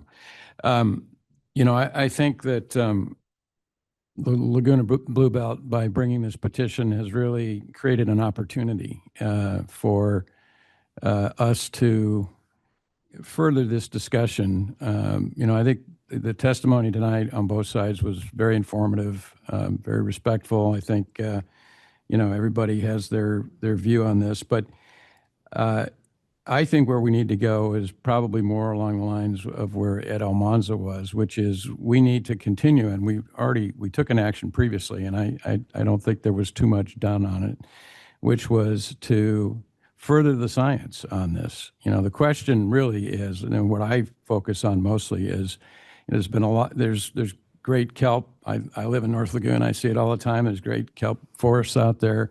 They're not down in South Laguna for some reason. Now, the Department of Fish and Wildlife concludes that it's, they say there's no causal relationship. They can't draw a connection between the loss of kelp and fishing.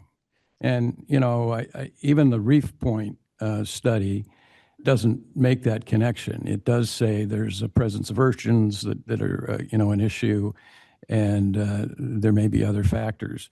So the report here from Fish and Wildlife says, you know, a boundary change could be reconsidered if there was significant ecological benefit to the MPA network of expanding the no-take zone. But, you know, so I guess bottom line, I kind of come out where Hallie is. I don't think on balance there's an evidence to make the connection, the causal connection that, hey, it's fishing that's causing the loss of the kelp. But I do think we need to, and this is why I think Laguna Bluebelt and Mike have given us a great opportunity.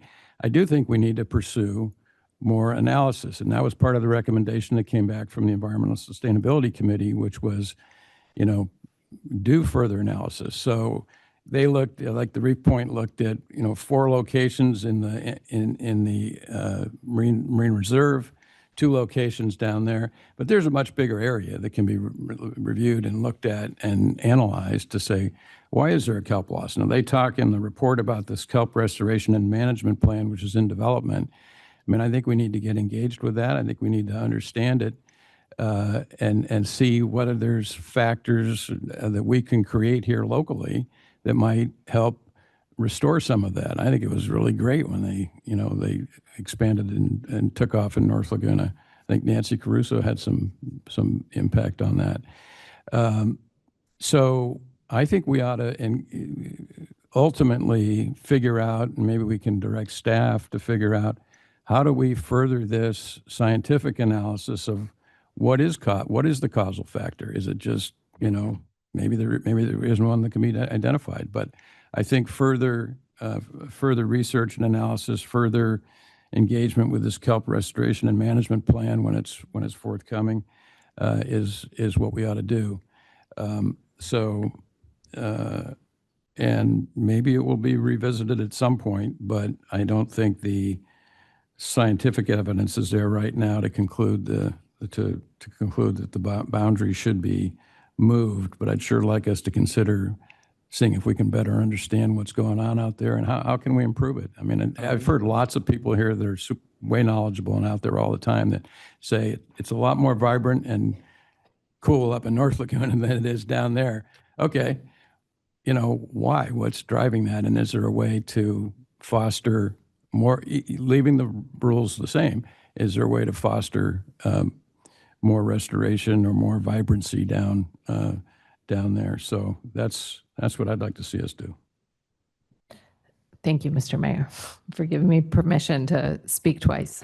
I really agree with what you're saying, Bob, and I think one of the holes we've all identified is the socioeconomic impacts of the MPAs and MPA boundary expansions and contractions. So I think encouraging DFW to look at that. And I also think that we have, I mean, one of the world's foremost kelp experts, you know, here, I don't think she's in the audience anymore, but working with Nancy to perhaps invest in some kelp reforestation projects within this area. They're easier to do outside of the MPA anyway. I think that would be a really good thing for us to explore. Yeah, you know, when I first started thinking about this, so I had a session with the Bluebelt people, I don't know, a couple months ago. I have a lot of respect for the Bluebelt group of people. I mean, very thoughtful, very committed, very dedicated, smart. And so we had a really good talk. And then after that, I talked to Steve Chatham I was surprised about the ESC's recommendation. So I talked to him, and then I did some of my own homework. You know, we talked about this before, but we can't talk among ourselves at council meeting. We have to talk at council meetings. We can't go back in closed session and hash all these things out. It's against the law. So we don't work that way, but I've been very interested to hear what Hallie has to say, and I couldn't do that until we got in the council meeting, so. So anyway, I read the Fish and Game report. So I'm not a scientist. I'm not where Hallie is. I do have a lot of concerns about the environment, and I have a lot of concerns about what's happening in our government that's making things so much worse. And, you know, if you talk to the PMMC about why they have so many seal rescues, it's because of the warm water, and it's because of this toxic algae bloom. And that's what's making the seal sick. And that's what's making the ocean sick, is we are doing it. And I think Chase said it best maybe, is that we have bigger fish to fry. Hate to say that, but we have other things in this country that we need to be doing that we're just not doing. So I think, you know, after it's all said and done, and thinking also about stewardship, because Mark has been heading us up on stewardship, and it's very important to us that when people come here, they think about Laguna in the right way, in the way that we think about it, and we're trying to enculturate that as much as we can. So I think in terms of what we're doing, we're definitely making a big effort. But I also think what Bob says is what I got from the analysis too. There's not quite a causal relationship that was drawn. So anyway, that's kind of where I am. I think I'm in agreement with my colleagues. Thanks, Sue. So Casey Parlett and Jill Whitty and Greg were correct. Part of the whole stewardship conversation is about culture, heritage, and environment. And as we work our way through all of these issues as a community, and this is a perfect example this evening, we're going to find some overlap and some competing issues with these things, but they're good problems to have, right? This particular, issue is a great example, and I mentioned it in our last meeting. It would be different if we were under threat with, the construction of big oil derricks out there. So I just want to make sure the community stays together as we tackle some of these issues going forward, and we all work together and respect one another as we work through some of these issues. I agree with Bob on one major point. Well, let me get to another point that Alex brought up. I do think that we as a city, although we're not the decision makers on this, I do think that we have the ability to influence others around us, and I think that this city has a record of that with our environmental stewardship over the years, and I think that we should always consider that and see if we can't change things, even just with little influences that we have here and there. But what I liked with what Ed brought to the table here, if we did some more research, and he brought up, of course, my magic word, right, tourism and the impact of tourism, and some of you might have heard me mention in the past that our general plan makes reference to resource protection documents. And I'm thinking that this might have something to do with that, what Ed brought up. I would be very interested to see Ed pursue or work with Ed and get more information on what it would take for us to proceed with a study that he suggested. And I think that there could be other elements that were woven into that actually gave us a clear view of some of the impacts a little bit broader than what we're talking about tonight. So I'm not sure how we would do that, Bob, if that would be something we'd bring up at the end of the meeting as a council recommendation. Well, I think we can do it now in the context of this. We can give direction to staff. Okay. And unless the city attorney tells me we can't, we could. So how would we propose that in your mind?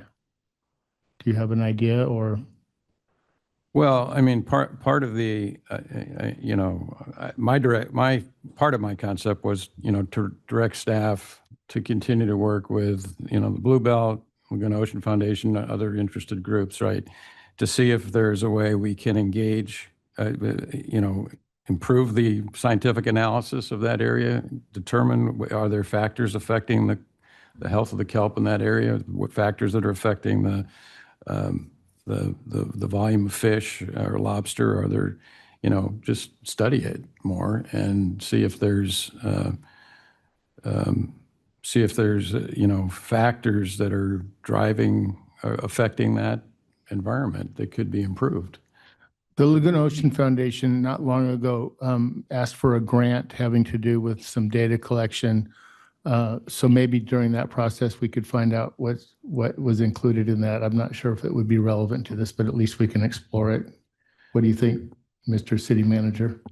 You guys are the bosses. Although we did have just had a budget hearing. Well, Yeah, I'm not insinuating that we run out and spend money. I'm All right. insinuating we get opinions. Dave, how many strategic priorities do we have? Is that a rhetorical question or No, a question? Yeah. I'm trying to refresh my memory. Well, we have kind of some master, like 4 master that have different elements within them. And then you guys have still kind of this list of 60 different things that 60 you'd like us to work on. Yeah. Okay. I'm sensitive to what you're saying, Alex. I'm not looking for an intensive staff participation in this, but they could help guide something, with some of these organizations. And maybe it's through the Environmental Sustainability Committee. Maybe they do more of the lifting on that. Steve, we want to keep you busy. We've already got another assignment, but I think there are opportunities for funding for these kinds of things that are grant funding outside of city for the study. So.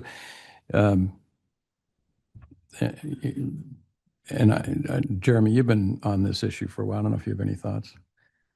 I do. Thank you, Councilmember Whalen. I'd be happy to, certainly from my past role in the city as the Marine Protection Officer, very involved in the implementation. I have a lot of contacts, Fish and Game, Fish and Wildlife, OPC. I could certainly ask around and see what we could do. I think a key component is that we don't just unilaterally do this study. I think we need to work with DFW to incorporate it into their study. Mm-hmm. So it's their science and their evaluation metric every 10 years, not us just saying, we did this study, pay attention. So I think that's the key component. And there's a process there that I can develop and work with our colleagues here in town. I think that makes a lot of sense to work within the framework of DFW. Otherwise, I don't think they're going to pay attention. Do we have a motion? You want to make a motion, Bob? So I would just make a motion that we ask staff to, along the lines of what Jeremy just said, ask staff to develop a process of further scientific study in coordination with DFW and their processes to see if this can be further analyzed further analyzed. So I guess I'm trying to understand what that would, because again, I love the idea of this. If we could achieve all of the different things that we want to do, and there might be an opportunity out there where we could do something, but I'm just hesitant to create another task for staff. So could it be something along the lines of, in the letter to the commission, asking them if they have opportunities for us to be involved in the future, and then at that time we could consider them and, direct the ESC to continue collaborating with all the different groups. And, whenever if there's an opportunity that comes up where we could do something tangible for the environment, I'm definitely open to hearing that. I'm hesitant to add another thing to the list of that seems kind of ambiguous.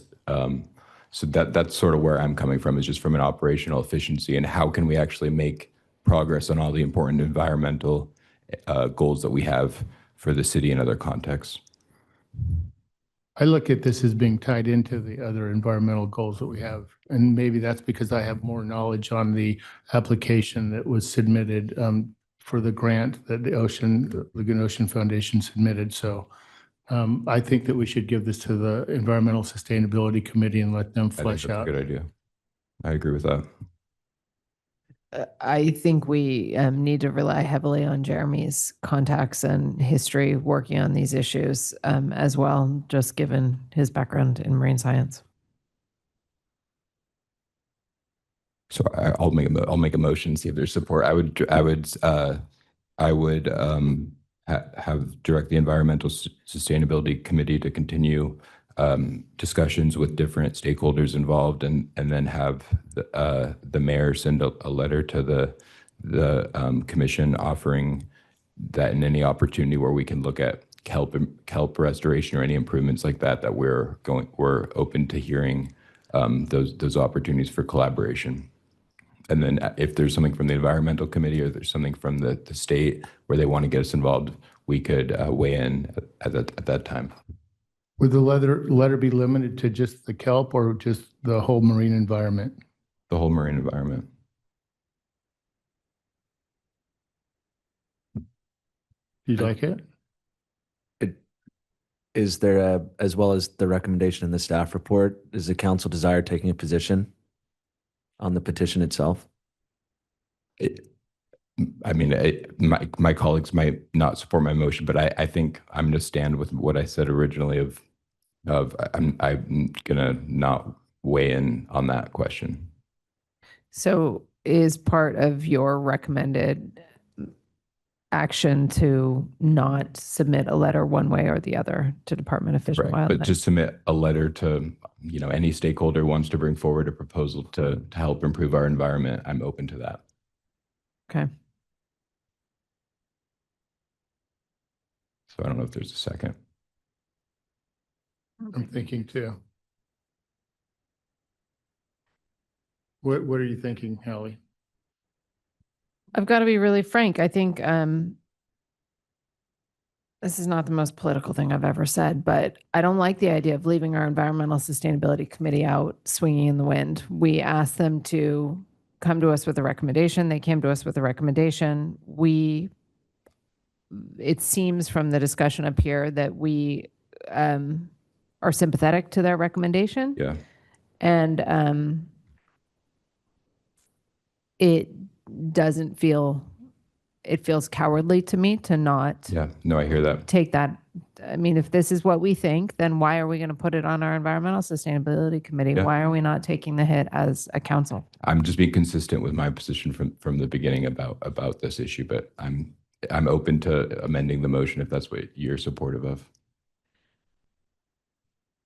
I don't know what the environmental committee would do at this point. I mean, they've already kind of weighed in on it, so we'd ask them to work on it. What do we have them working on? Well, I think their work plan already talks about environmental, like basically what So- I'm saying, if there's good ideas for the environment, they should bring them forward. I think, Hallie, what you're saying, you're concerned about the idea that we're not weighing in on this petition. Is that what I'm hearing? Right. I mean, the reason we're having this hearing tonight is Yeah. because there's this meeting on the 19th that, we're all concerned about. And, what is our position on the 19th? And, if we have the votes up here to say we're not going to take a position, and we can send a letter saying we're not going to take a position on this, that's one thing.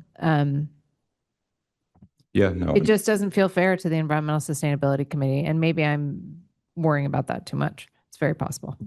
And what the Environmental Sustainability Committee would be doing in the future is more related to what Ed brought up. It would be kind of a future endeavor. Yeah, right. So the question before us now is just whether or not we want to send a letter of support or not. Well, I'll tell you what my honest thoughts are, which is, we concur with the conclusion in the DFW report that there's not adequate scientific evidence right now to support changing the boundary. But, and this has been our position previously, and I don't think they really did anything with it. We think it's important that there be continued analysis of this marine conservation zone, Dana Point, Laguna Beach, Crystal Cove, to determine what steps, if any, could be taken to improve the ocean health. That's on them. It's not on us. But that's my thought.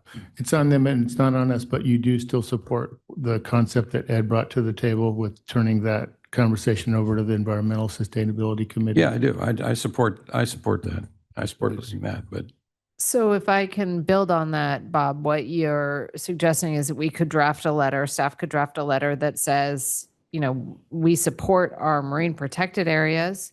We agree with DFW's analysis that the science isn't quite there yet. However, we want that science to be there. Yeah, well, we want further science analysis to be done. That's the way I feel. I mean, and they're saying, this could change in the future if there's significant ecological benefits to a change, right? And there are multiple factors that could be, that are driving kelp presence in this area. Okay, let's figure out what they are. Why don't you guys figure out what they are? Why don't you do the analysis? I can amend my motion to the language that Councilmember Whalen suggested. Okay, So I guess to restate it, we're directing the mayor to send a letter basically saying that we agree with the state recommendation in our environmental sustainability committee that the science isn't there, but we are always willing to collaborate on opportunities to improve ocean health. Is that a fair? And go ahead. And we'd like to partner on additional science to figure out why this kelp isn't thriving. Yeah. Yeah. Something along those lines. Jeremy, what's your position on that? Or opinion, I should say. I just want to be clear that I understand on May 19th what verb I can use when I'm providing public testimony to the Fish and Game Commission. So I don't think we need to have, staff go to the meeting. I think we just have the mayor write this letter and keep it simpler. Or writing a letter. Yeah, I'll defer to, I think we have clear consensus, right?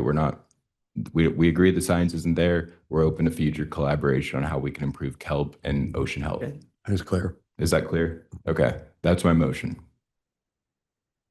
including the Sustainability Committee working